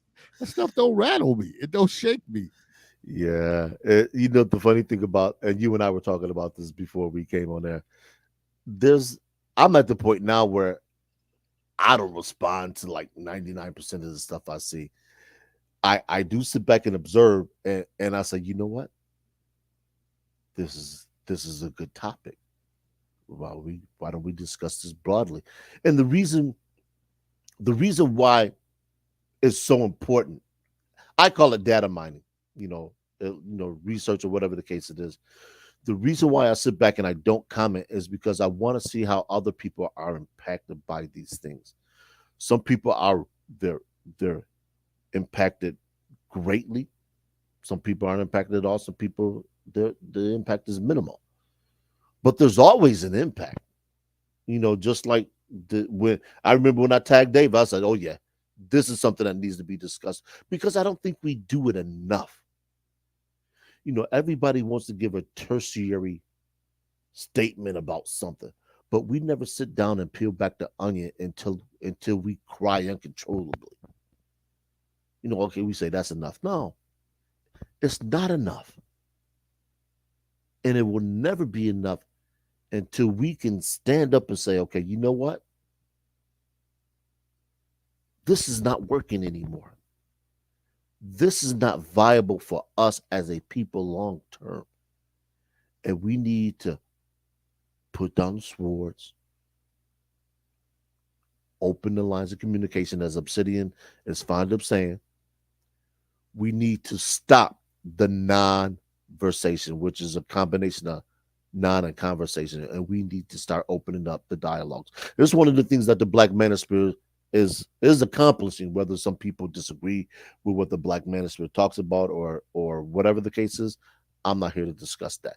But that's one of the things that the Black Manosphere has been able to do, is get the women to come back and sit at the proverbial negotiating table. And this is going to lead to the second topic, and I'm going to jump into that. If it's about sex, you got to be willing to be something she wants to have sex with. I'm sorry to tell you, fellas, some of you, and this is just coming from an objective observation point, some of y'all just not cutting the mustard. Whether it's French's, bottom bargain brand, some of y'all not what they want. So you can't get upset if a man of inferior means or whatever the case is, he's able to bed 10 women and you can't get none. You gotta up something, whether it's your game, your physical attraction, your money. You gotta do it. You gotta put in the work. One of the things too also is that I think it's about being consistent in who you are and being steadfast to that. Like and I remember growing up, of course, and this is just not privy to our city of Niagara Falls, it's probably other cities, but when you think of a small urban city like that, there were guys, they considered themselves the big fish, that they had the money, and they was mainly the dope boys, whatever. So they had their pick of the litter. But then you had people that was like for me, I went to college, so that was a different population that I was bringing, because as I went there, when we went out, many of them came out. So they were integrated into our community. So I had a different confidence level. Like, listen, yeah, I'm pulling these big girls, but I'm pulling these ones. And it was different. So your confidence level raised based on your knowledge or your environment. Remember, we talked about logistics at first. That was one of the things I mentioned, logistics. So if you was trying to step to a woman that was educated, you had to bring something. You had to bring something. And some of them did come up because they might have had cars, they might have had money, or whatever the case is. And some of the women said, "Hey, well, this is what I need right now. My parents don't got no extra money to send me. Uh, this person is keeping me with fresh kicks, keeping some money in my pocket." They went for it. Uh, Listen, I didn't have to do too much, but stay consistent. Stay consistent. Who I was, and that's part of the thing too. That some of the guys that struggle, you got to have a good friend base too. Yeah. You got to have a Yeah. good friend base, because sometimes you have a friend base that they're popular. They they pull females, and you come up based on that because you're part of the crew. Mm-hmm. And I'm just saying, because people probably like, oh, why are y'all putting this out there? Because there's some people struggling with this. Yeah. They're struggling with it. And as they get older, what's your options? What's your options if you're not relevant? And I know me, I'm not in the best shape or whatever the case, but I still feel I'm relevant. Right. And I got stuff to offer, and I got conversation. But for some people, it ain't working. It's a lot of people out there. I sit there and stroll through on a regular basis of seafoods. I was like, oh, they just fishing. They fishing real hard with no bait or no nothing, and they just out here fishing. Because internally they probably feel like, shit, I'm out of the game. I'm out of the game. And you should never want to be out of the game. You shouldn't want to be forced out of the game unless you want to. You should walk away on your terms. And I always like to tie that in the parallels of sports. Like the greatest athletes, when they walk away on their own terms and they're still at the top of the game, they end up having a peaceful retirement. Yeah. And that's for not only sports, but work too. When you say, this is it, this is my last year, I'm okay with everything because I got a plan afterwards. Yeah. And you can walk away. Mm-hmm. So a lot of things have to do with the confidence level too, fellas.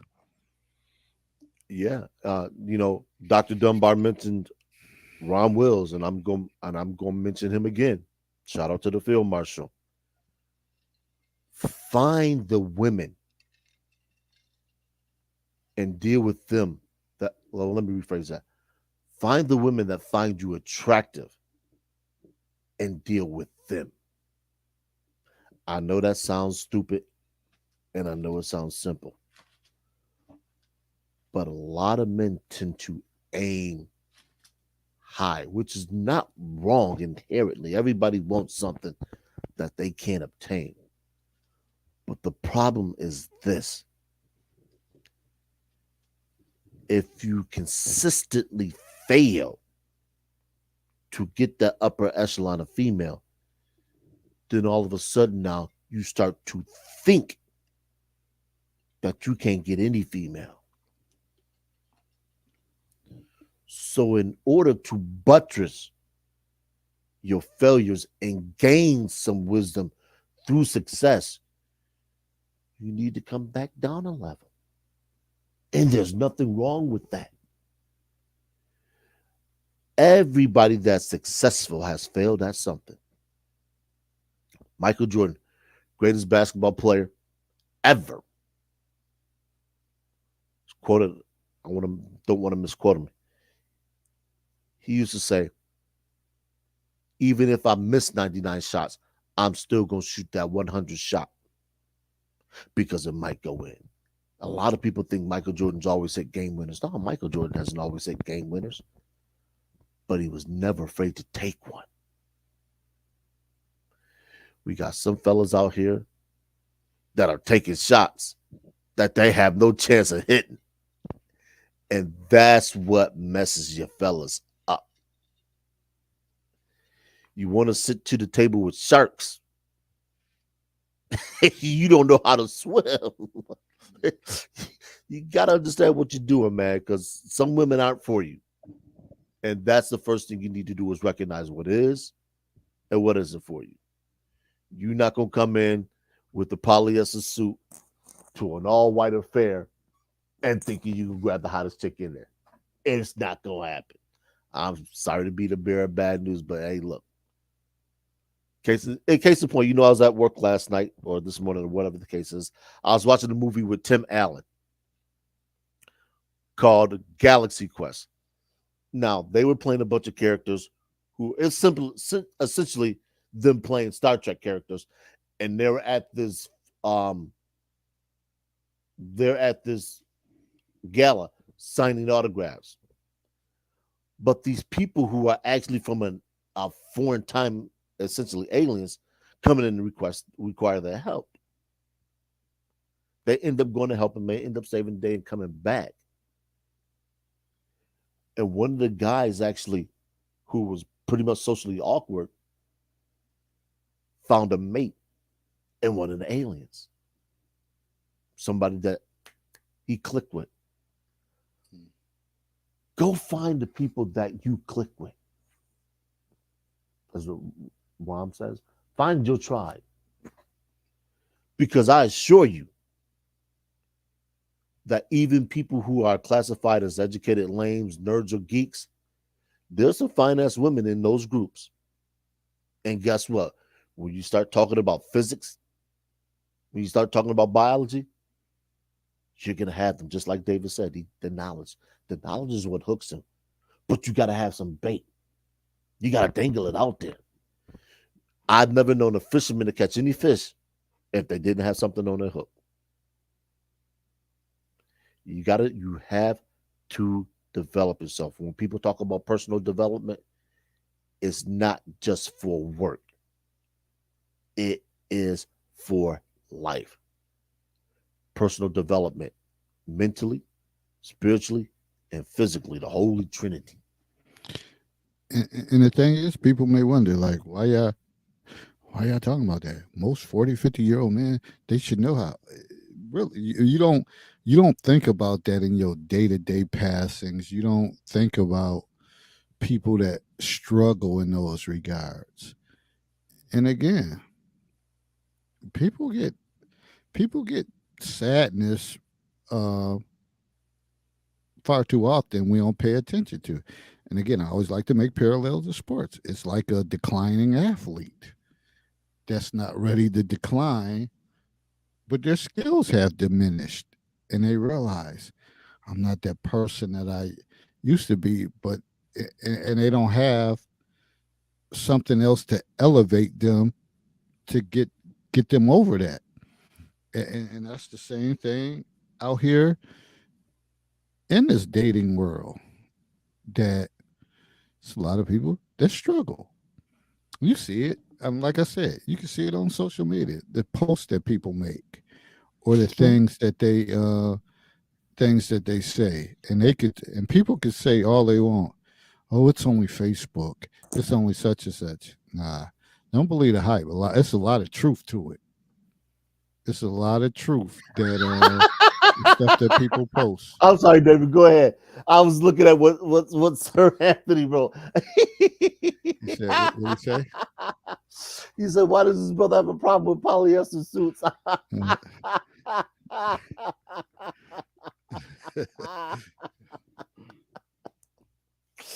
I'm a 70s baby, man. I don't have a problem with polyester suits. I'm just simply saying, some women don't want them. Some women don't. What do you do? That fashion is dated, man. Why are you wearing that? And then you got some brothers who could throw on a polyester suit and they can go out and pull on women. Do you have the confidence to do it? If you got the confidence to do it, more power to you. I'm not saying don't wear it. I'm not saying do wear it. I still wear See, clothes that I had from 20 years ago, and I have no problem getting women. see, But I have the issue, confidence in myself. the issue is too that a lot of men don't take the advice of women because they know what they like in men. So you see some guys and you're like, why the hell they got that on? And a woman, her first response was like, you could tell he don't got a woman. He wouldn't have that on. He wouldn't have wore that. And see, and that's the difference. Like a lot of times, women may put on something, and guys may like, we may kind of hold back on our true thought of it, and we might, yeah, you look nice, you look all right, and let them go. But women, they're critical. Why you Yeah. got that on? No, you need to go put this on. Yeah. No, we're about to go out and get this. This is what you need to wear with that. And then you may be thinking like, damn, like she messed up my whole thing. But then once you get her feedback, you were like, yeah, she was right. She was right. I got so many compliments on this or whatever the case is. So if you don't have a woman and you got sisters or whatever the case is, or got good women friends, Yeah. seek out their opinion. Because I see some of I see some of y'all, like some of the stuff that be thrown out there. See, I like to live on the wild side. I like to wear colorful shit just so I don't have to worry about looking like everybody else. So I don't care. Right. Because and I always tell the story of some sweater I had on at work, and one of the assistant principals, a white guy, was like, "G Lover up on the third floor. Like how did we get you up here?" I'm like, "Stop playing with me, man." And then he was like, "Man, and I wanted to say, shit, I don't get up to the third floor because I keep sending these kids down here to see me." But then I was up there. Then he was like, "Man, you got to have some confidence wearing a sweater like that." And I didn't acknowledge. I just looked at him and said, "Get you some," and walked away. Yeah. Because you got to be confident in what you wear, and all too often, everybody wants to look alike. So how are you Yeah. supposed to stand out? Right. When you don't, when you're scared or to take a risk of wearing something different than everybody else, because it's probably that fine ass woman, like, oh my god, he's so different. Like, why did he wear that? You know what he got on? I don't like the coordination, but he's confident. I want to talk to him. I want to say something to him. Yeah. Hey, that's a start. Your confidence level. And to add to that, I'll tell you what, fellas. If you find a woman or happen to be in proximity to a woman and she makes a snide remark about your clothing, don't take it personal. Rise to the challenge. And you know what you tell her? So, you know what, man? You might have a valid point. Why don't you take me shopping on your dime and hook me up? And then see what she says. I guarantee you she's not that vested in you. And you know what that means? Push your ass to the side and keep moving. Don't ever take criticism from somebody you wouldn't go to for advice. A lot of women get off on that shit. I'm here to tell you, some women will try and cut you down to boost themselves up. So accept the challenge. Say, hey, you don't like what I'm wearing?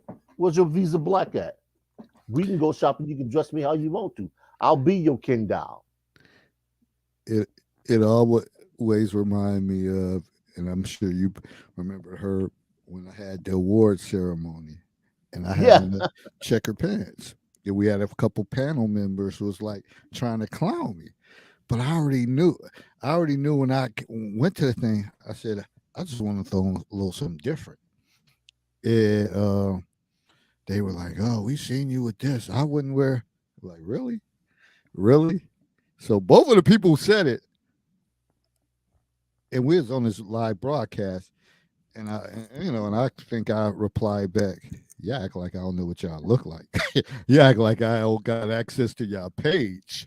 But it was just the confidence level that I was in, like, and one of the other panel members said, "Actually, those pants look nice on Dave. That's in style." And as you see Yep. more often, you see guys wearing back with the plaited pants, checkered pants, and all that. Yep. So a lot of times, for me, I try to create a vision, like, okay, what am I gonna put on? And I kind of take pride in that. I'm not just going in my closet pulling out some old shit that everybody gonna have on. I'm trying to create something for that environment. And granted, I might not, and granted, I only wore them pants one time after that. But for that time, I was trying to fill the role of this is what I wanted to do.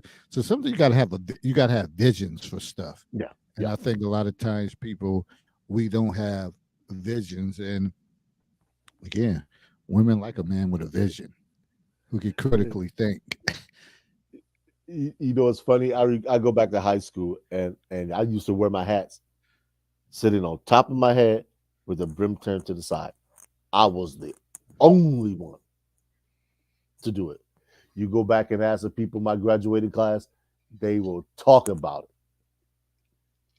It was my own style. Nobody else did it. They said, "Man, you got to be crazy. Look at everybody else." I said, "Yeah, look at everybody else. They all look alike."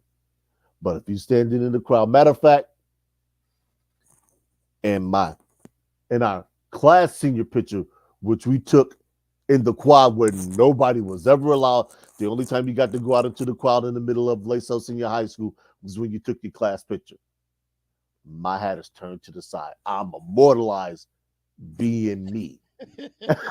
Okay, I'm immortalized being me. And fellas, this is what y'all have to understand. Sometimes you have to stand out because your personality says you got to stand out. And I know that's hard for some of y'all who don't have as David said, you don't have the confidence to do that. So you got to develop the confidence.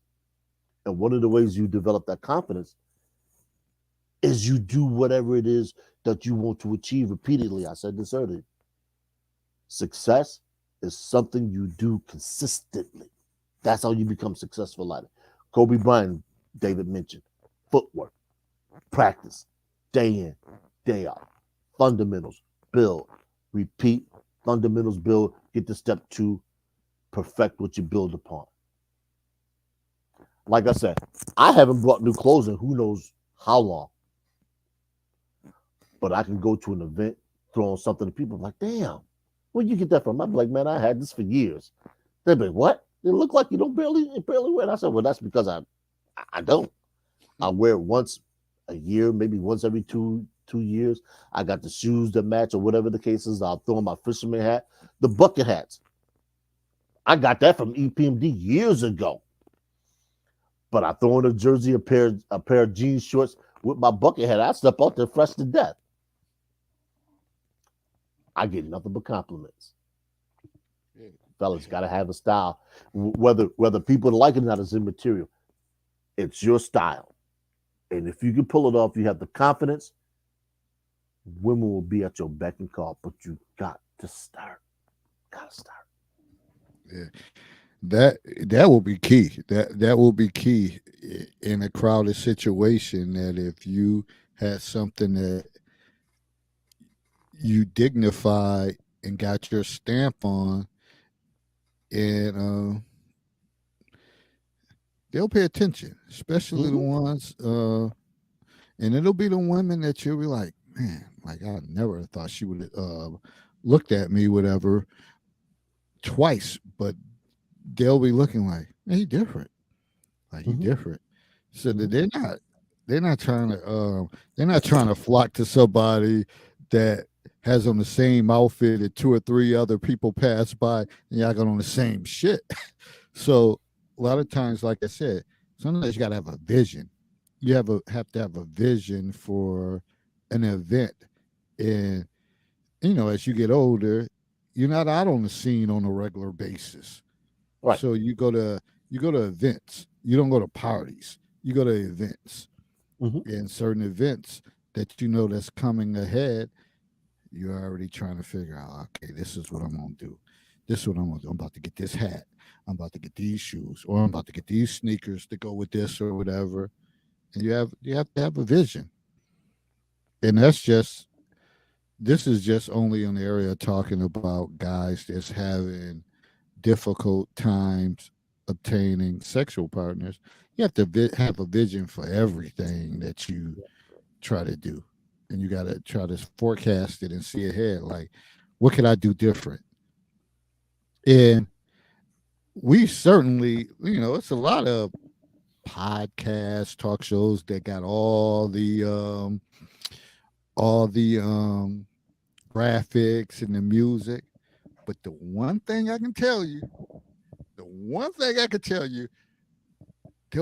you'll be hard pressed to find anybody who promote and put shit out there for their show on a regular basis, on a continuous basis, as I do. If you're paying attention, you'll know what the show is, because like, damn, he like clockwork. Everybody else, they just say this and they just pop on. I don't feel right unless I do it. Like, I'm gonna let them know one way or the other. They're gonna keep seeing this message. Mhm. Consistency is the mark of success. And I always tell people, it's funny. I was having a conversation with my right hand man. I say right hand. I'm going back to Buffalo State College days, and he's in Florida. Shout out to him. And he was talking to some people down there. He said, "Look," he said, "if I know one thing, and just for the people who think I'm crazy or think I'm talking trash," he said, "I got a boy who I can call on his phone, and he's gonna get the message. He may not respond, but he's gonna get the message. And I said, how can you be so sure? They said, because he has a landline. That's how consistent I am. When I don't show up for work, I get a call. That's consistency. And that's what you should be striving for. It's hard. It requires work. But if you want the results, you got to put in the work. Success do not come to those who don't put forth the effort. I don't care what it is you want to do. You want to write. You want to be an athlete. You want to make money. You want to be good with women. You want to be a good orator.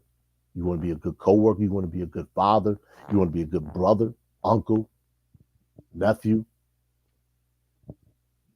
Put in the work. You got to. I'm not telling you anything that I don't know to be successful. I'm not telling you anything that I don't know that does not work. I've always been a proponent of work. Do it. Just like Nike. Yeah. And again, to tie in at some of the other points that came across, hygiene, certain things that women will look at, and some things are not small. Of course, they're gonna look. They'll tell you. I look at a person's teeth, and they'll look at your shoes. They'll look at your nails, to see. Now, it depends on what type of job you have. If out there in the grind and all of that stuff. But most guys that, if they're going out on a date or something like that, and they out there grinding like that, they're going to take the time to make sure their stuff is right, because they got the money and all that stuff to make sure they're right, or they're not going to step out. They're just not going to step out as like a dirt dabbler. I was at work, whatever. They going to make sure. But for other guys, and if the woman know your profession and your nails is dirty, and people like, oh, who nails is there? There's a lot of people you be like for real? Like, are you for real? And them long ass nails that click and all of that stuff, whatever. Some women are not. They're not. They're not all, but then most of them not checking for that. So you have to pay attention to certain things, certain things like that. You got to be on point. You got to be on point. And if you're not on point, you need to find someone that could get you on point. And I Yeah. always say this, that friendships and stuff like that's going on, a lot of people, we had too many yes men, yes women, and the people I grew up in, my family members, shit, we go hardcore. We go hardcore. So if you ain't right, something it's gonna be said. It's gonna be said. Yeah. Yeah. It's gonna be said. And even growing up, whatever, my crew, if you had on that before you even, if you came out and you stepped into the car, they'll say, "What the fuck you got? What the fuck you got on?" So now it makes you think like, "Yo, this don't look all right." Nah, man, Yeah, you no, should you have gotta went go this change. route. Now you got to go back in the house and change stuff, whatever. Like nowadays, because I think everybody want to one up somebody. Like, oh, look at her, and they might be whispering to the next one, like she looks stupid as hell. But they Yeah. let you go out like that Yeah. instead of saying, you should have probably wore that. I know you got this. You should probably go on we got time and you should go change into that. No, they'll let you Right. look foolish because they Yeah. want to one up you and be ahead of you. I ain't never, that's not how I operate. Yeah. Jay-Z said it in a song. He said, if everybody in your clique is rugged, then no one will fall because everyone will be each other's crutches. And I think a lot of people missed that gem when he said it.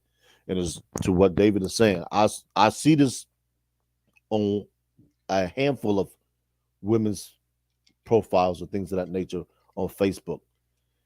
And the statement goes on, I'm paraphrasing, that I'm the type of queen that won't tell another one her crown is crooked.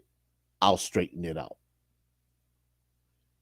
And I think because women always look at each other so fiercely as competition for scarce resources when it comes to men, I think it's just like David said, they won't say anything in hopes that they'll have the leg up on you.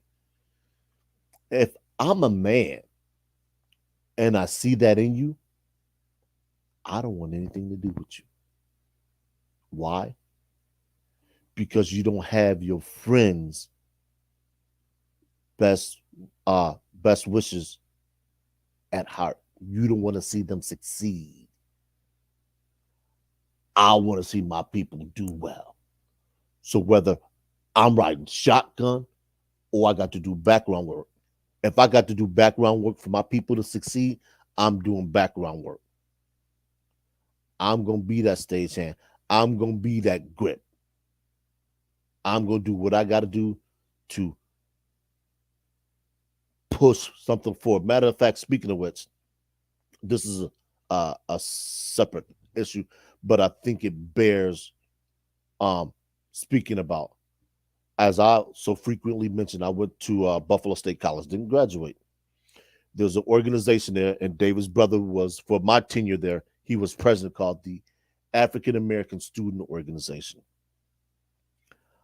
I just recently heard through your brother, through Carlos's platform, that the organization lost its membership. Now, I want to give some perspective on what this means. The African American Student Organization is a funded group through the student activity fee. That organization has been at Buffalo State College continuously for, I think, 40 years at least, from the mid-1960s. So 40, 50 years. From what I understand, and don't quote me on this, there's been some mishandling of some information that should have been submitted that wasn't. So with your brother spearheading this, we're looking to put together a team of people that can hopefully get this organization back on campus. We always talk about educating the youth and that the school isn't responsible, this is what I mean. This is adults in action. This is people saying, okay, you know what? Our youth had slipped up. Now we need to step in and help right the ship. We need to help them get back on track and instill in them why it's important to A, be on time, and B, do what you're supposed to do so you don't have to deal with C, the repercussions of inactivity. As a gentleman years ago when I was mentoring at the New Niagara Falls High School named Mr. Karen Zaro, he used to ask two things for students: be on time and be where you're supposed to be. Something I never got. I think there was something: either be on time, be where you're supposed to be, and do what you're supposed to do. You will never have a problem in life. It's simple but profound. And I think a lot of people don't understand that it's the simple things that we can do that lead to so much success. Yeah. And now that I think about it, it's true. In a lot of incidents, when you think about schools, it's usually because somebody's not where they're supposed to be. And when you start the investigation process and you ask, where were you supposed to be? Well, I was on my way here, or I went there because, well, you're already guilty because you were supposed to be here. Mhm. You were supposed to be here. Now you all the way. You're supposed to be on the second floor, but you're all the way on the third floor. And a fight broke out. You and this person, a fight broke out, and you were outside this person's classroom when you were supposed to be down here. Mhm. Like you said, be on time. Be where you're supposed to be. If you're not where you're supposed to be, you ain't got too much of a you ain't got too much of dog in that fight. Whatever you done, Right. you're done. Yeah. And a lot of times people don't understand that because of the simple fact that they just think you could come up with every excuse in the world. Some people just don't go for excuses. Sir Anthony, thank you, and thank you for Yeah. chiming Yep. in the chat or whatever. Appreciate you, brother. You know, us we just be talking, just trying to have laid back conversations and make it relevant, and hopefully somebody will take heed to what is said or sometimes what is not said. But the truth of the Mhm. matter, we gonna come, we gonna keep coming, and that's part of the consistency thing. And we always talk about like many people try to get out, try to get on the mic, or try to do this, but they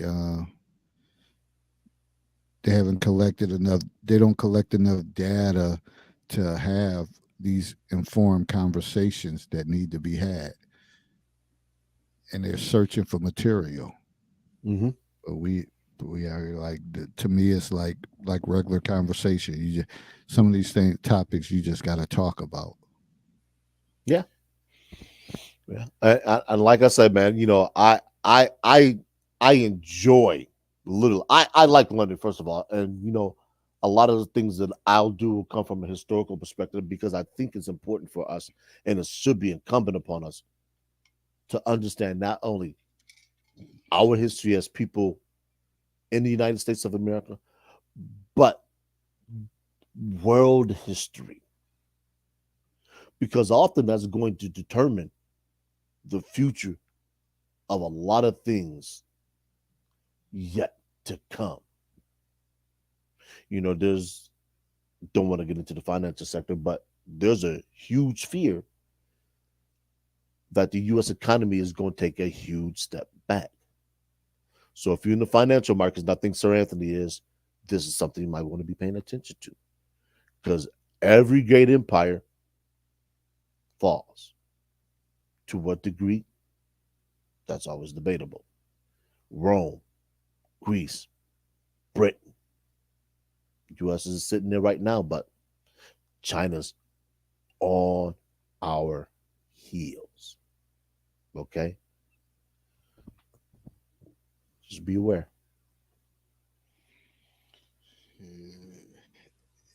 it's so many parallels that you could tie into it as you look at the U.S. struggles, and these are some of the same struggles from day to day where people was on top for so long, but they slipped up.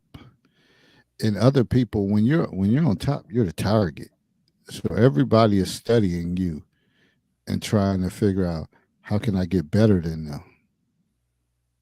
And then when you get to the point of being too cocky and not saying, yeah, I got to get in the gym, I got to get in the lab to make sure that I'm always a step ahead. This is what you have. So, shit, it seems like to me we struggling in this country. We always it seem like we're always struggling, but I don't really get caught up in that stuff. I catch glimpses of it, but when they be like, "Oh, the deficit is a trillion, this and that," I'm like, "How is this so? How?" Yeah.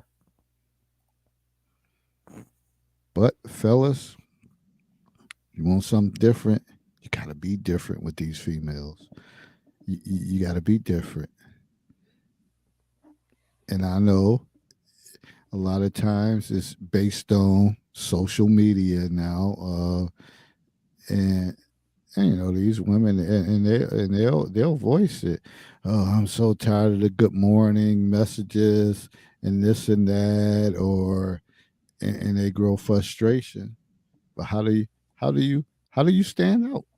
What do you do different that make them say, "Damn, I was looking forward to his message"? I know one of the ways. Sometimes you got to simply, I said it before, Machiavelli on the motherfucker. Sometimes you gotta put up a little resistance. Ah, the man of the hour is here. Who that? BGS. I'm always going to refer to you as the Black Aristotle when you come in, man. But yeah, Go.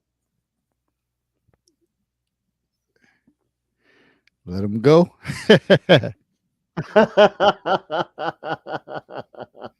and that's something I mentioned with E. We allow everybody to come in. Sometimes we gotta tell them, "Hey, look, kick rocks, go. We don't need you. I don't want you." And I think people don't understand how powerful a position that is, because people mistake caring for indifference. Me, I'm indifferent to a lot of things. Yeah, if you're not adding to my bottom line, you gotta go. I don't care who you are. I don't care how snappy the head is. I don't care how good the box is. You a headache. Be gone. Leave me them. And brothers, you got to start standing up for yourselves. Because if you don't, these women gonna run over you. They're gonna treat you like a brand new, freshly paved road. They're in their BMW Boxer with a 5-speed. They probably can't even drive a 5-speed. Yeah, that's true. Sometimes you gotta let them go. Sometimes you just let them know that you got mad options.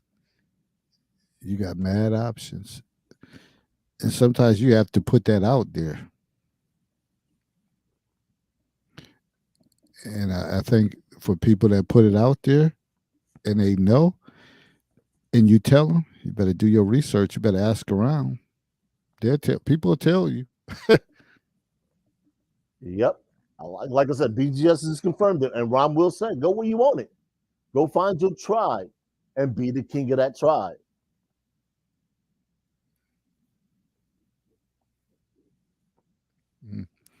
Yeah, that's what it boiled down to.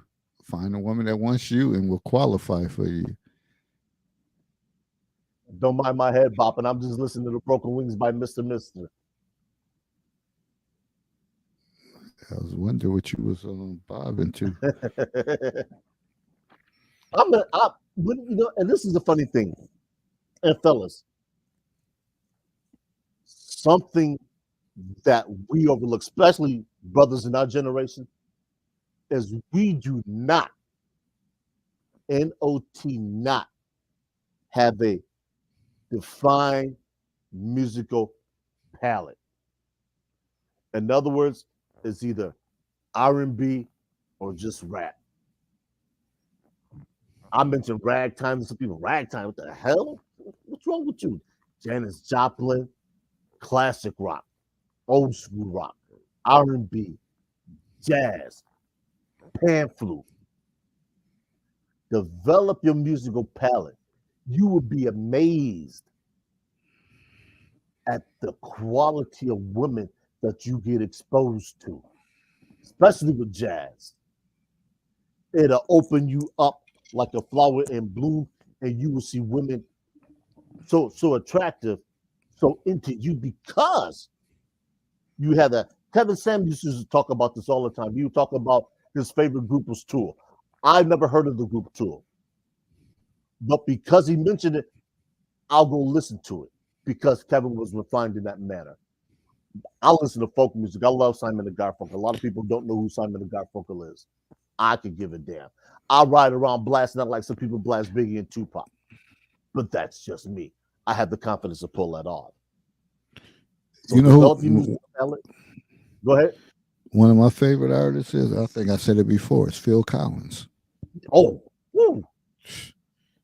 And people don't know that. I was like, man, I don't care what he put out. I still go back and pull that stuff up. Like this dude was sick. His stuff was Phil real. Collins, the group Genesis, Peter Gabriel. I mean, the funny thing about Phil Collins is he gained a lot of fame. Not that he needed it, because he was with the group Genesis, and Genesis was a hell of a group. But if you're a Miami Vice fan, in the heat of the night, in that show, they're staples. Crockett and Tubbs. Matter of fact, Crockett and Tubbs is so popular that their manner of dress spawned a generation of fashion. I remember going to high school, people were dressing like boys were dressing like them. Didn't matter what your ethnicity was, and it didn't hurt that they had a Spanish guy playing one of the characters set in Miami. So I mean, all of these things that we telling y'all are applicable to you. And funny now, guess what's playing in my head? Lady in Red. Fellas, I'm telling you, develop your musical palette. And if you can, you have the opportunity to learn to play an instrument. I have a keyboard upstairs in my room that I've been trying to learn how to play, and I also have an acoustic guitar. I plan on learning to play both of those instruments just because it's another avenue for me to be creative. I like to write. I plan on putting that book out by this time next year. BGS, man, you got to come out with the Octane book, man. We waiting, man. You got to starve it, man. But man, start doing this stuff, people. Oh, hold up, Herb. Hold up. You said by this time next year, that book need to be put out before then, man. I mean, if that's what it comes to, then by all means, yeah. But I'm saying that's my deadline. My deadline is by this time, by next year, January. I want to have it printed, some available for sale, all of that stuff. I thought you were saying like in April, whatever. No, by January. Okay. But yeah, man. I mean, being a man is not complicated, but it's not necessarily easy. And I know that sounds like an oxymoron or a conundrum, but we grow to be men. Yeah, exactly, Sir Anthony. We grow to be men. Now, what kind of man you grow to be is up to you. Do you want to be refined, eloquent, a good speaker, well-rounded? Then you're going to have to do those things. Go hang around those people that do those type of things. There's nothing wrong with growing. I say it every time as a show closing. Do those things. Endeavor to be better. Remember, your competition isn't everybody else you hang around with, everybody else you talk to. Your competition is you. Kevin Samuels used to say, I want you to be your best, not better than everybody else, your best. Because ultimately, that's your competition. I ran track. Yes, I competed against other people, but my chief competition was myself. There's a reason why weightlifters, anybody, matter of fact, any athlete has what they call their personal best. That was their true measurement. Did I improve? It was all those reps, all that practice, all the dieting, all the mental preparation, beneficial. Be better than yourself. You are your own competition. And when you achieve a level of success and things of that nature, then you will start to compare yourself to other people because your best now equates to somebody else's best. So the competition forces everybody to grow. And if done right, that person who becomes your chief competitor becomes your best ally because y'all gonna push each other to grow, to develop. Never let an opportunity pass you by in which you can learn and grow from. Yeah, and I think that's the thing. Whatever, not realize to not taking the time to realize, and I think you mentioned it earlier, Herb. Like just because you might dislike someone or might not care for them, you still probably should pay attention. They got some valuable points, whatever, and many times you probably misunderstood that person and never gave them the opportunity. And then once you clear your mind and listen to them, you're like, damn, they all right. I don't feel this way. So you're supposed to soak up in all avenues of knowledge, good, bad, or indifferent, uh, because it keeps you sharp and it keeps you on point to certain things. And if you study the great ones, they always studied their enemy. They always studied their enemy, because whatever the enemy was doing to win, you have to look at them and say, "Damn, how could I outdo them?" So you're gonna study your enemy, but some of that comes from us. It might be inclined like due to sports or whatever the case is, where you paying attention to your enemy and stuff like that. But also, it's a lot of competitive. Life is about competition, whether we say it or not. I grew up from the era that not everybody gets a trophy or whatever the case is. There's going to be some heartache and pain. Uh, but to be the best, you always want to be around the best, and you got to defeat the best. Mhm. And sometimes you need to just pull up your bootstraps and do what you got to do to say, damn, how can I get better on a daily basis? Tribe Called Quest, and I can't recall what song this said. Competition is good. It brings out the vital parts, and absolutely, it will. And that's no more than the topic where we talk about the Kaylin Clark and um, what's the name of Angel Reed, whatever. Bringing out the best in each other, trying to build it up, because everybody know that back in the days the NBA was dead. It was dead under the water. But when Larry Bird and Magic came, they built up that rivalry. Yeah. And they played in the national championship game together. Magic Michigan State beat Indiana State, and then they were headed off to the league, and they had many battles and stuff like that. But that saved the league. And yeah, I can hate on Angel Reese or whatever the case she is, but she killing that NIL money, whatever that name, image, and you know likeness what? thing. Almost up to $1 million. $1 million And- for that. And I think that's let's take that championship game and let's talk about for a moment, because I didn't watch it and I keep hearing the fallout about it. I think that's excellent for women's basketball, college, and hopefully going forward toward the WNBA, because both of them are gonna make the league.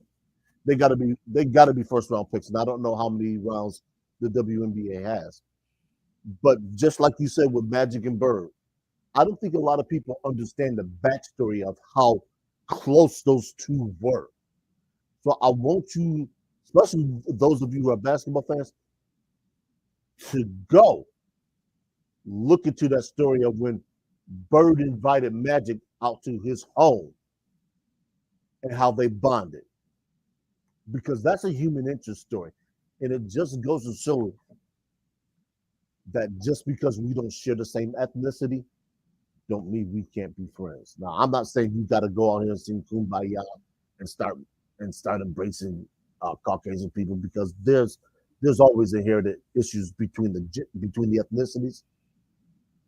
But just because somebody doesn't look like you doesn't mean that they mean you harm.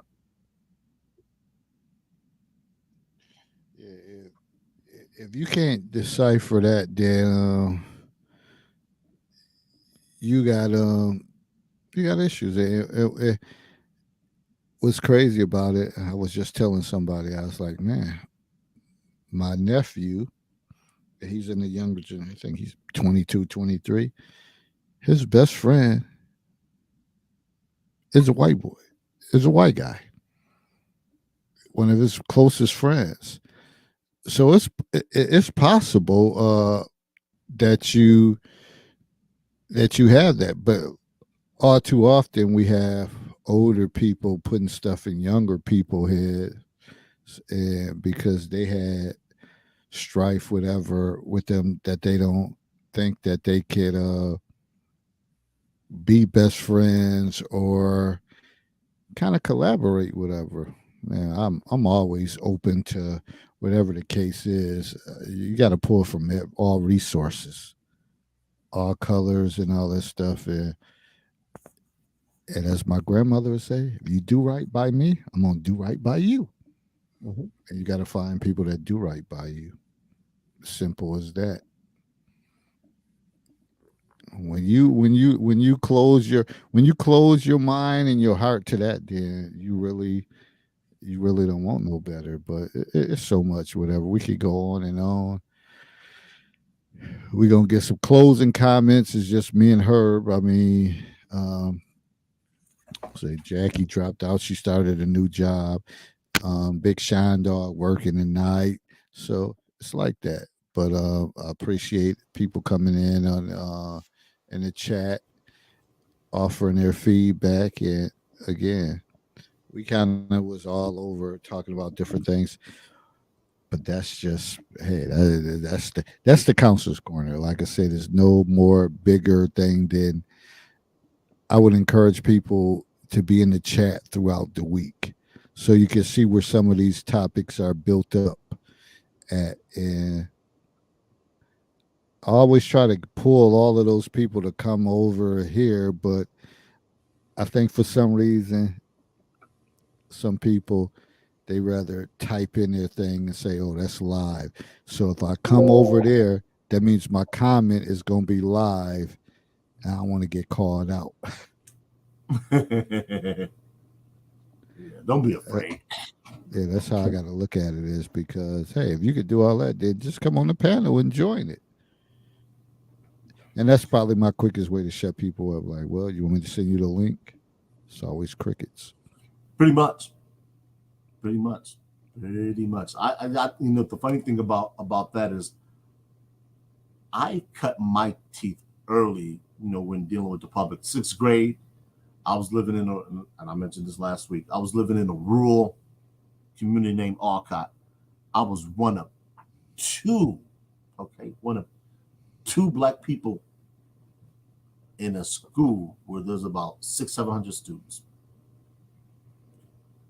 Ran for what was it? Student government or something like that. One. So I've always been a person that's gonna step into the unknown. Did that when I was going above state. Was a member of United Students Government, which was the governing body for Buffalo State College. Was also a student member of NYPIRG, which is New York Public Interest and Research Group. I spoke about how I've run for politics here in my home city of Niagara Falls.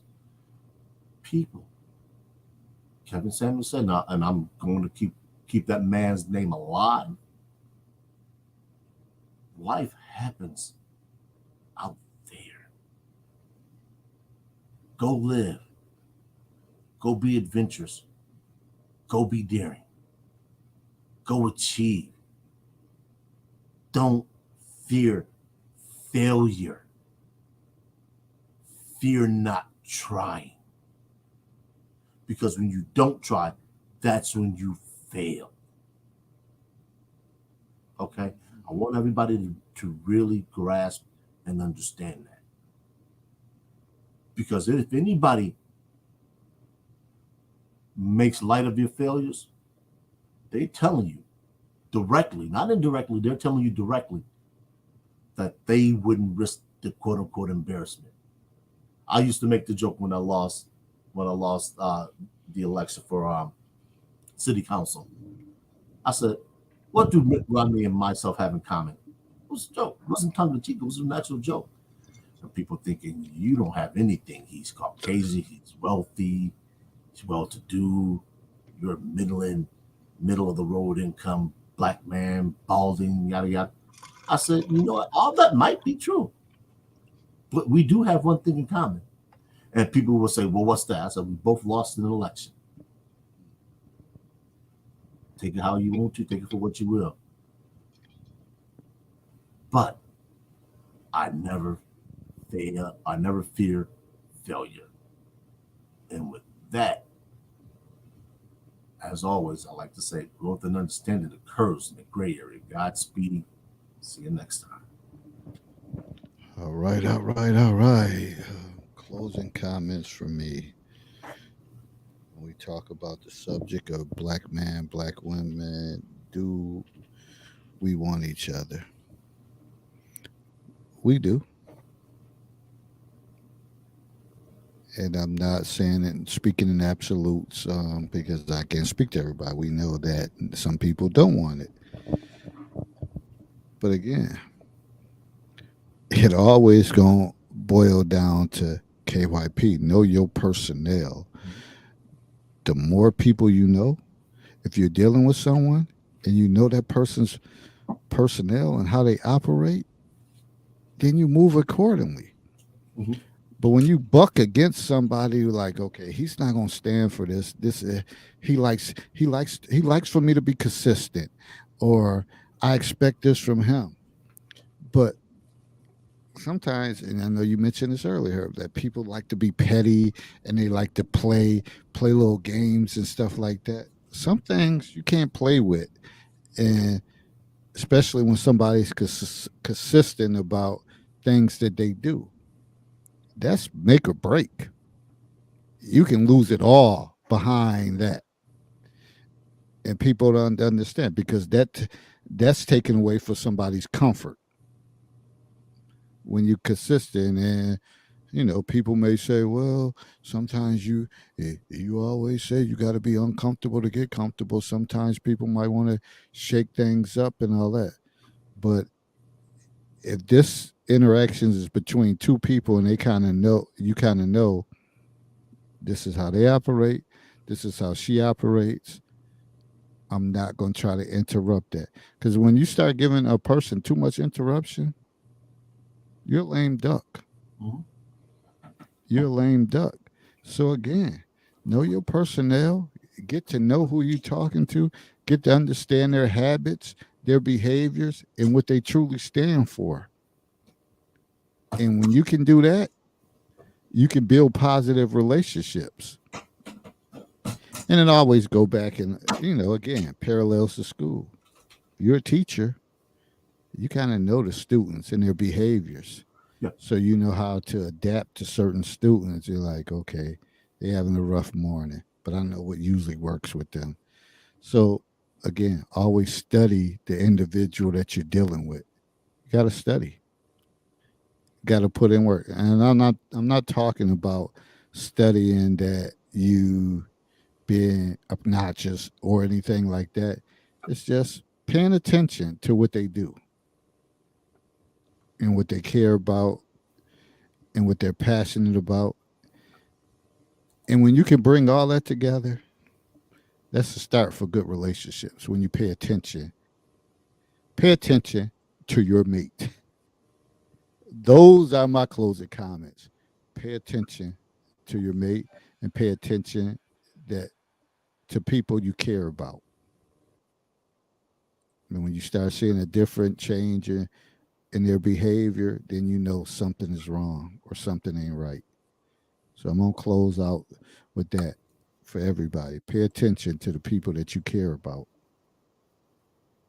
And let's go from there. That's just the start. So you know how we do on here. More conversations to come. Appreciate everybody that joined the panel tonight. People in the chat. Let's keep having these conversations. Sometimes they're informal. It's just to get brainstorming, and we never know the impact that it has on people because people will reach out to you like, "Oh, I enjoyed your broadcast. I enjoyed that. I took heed to what you said on that, and it worked or whatever the case is." So all that matter, if it changed one person, then that one person can change 10 people, or whatever the case is. This is why we do what we do. So with that said, everybody have a great week. Be well, be safe, and let's keep soldiering on. And with that said, we out. Talk to you soon. Peace.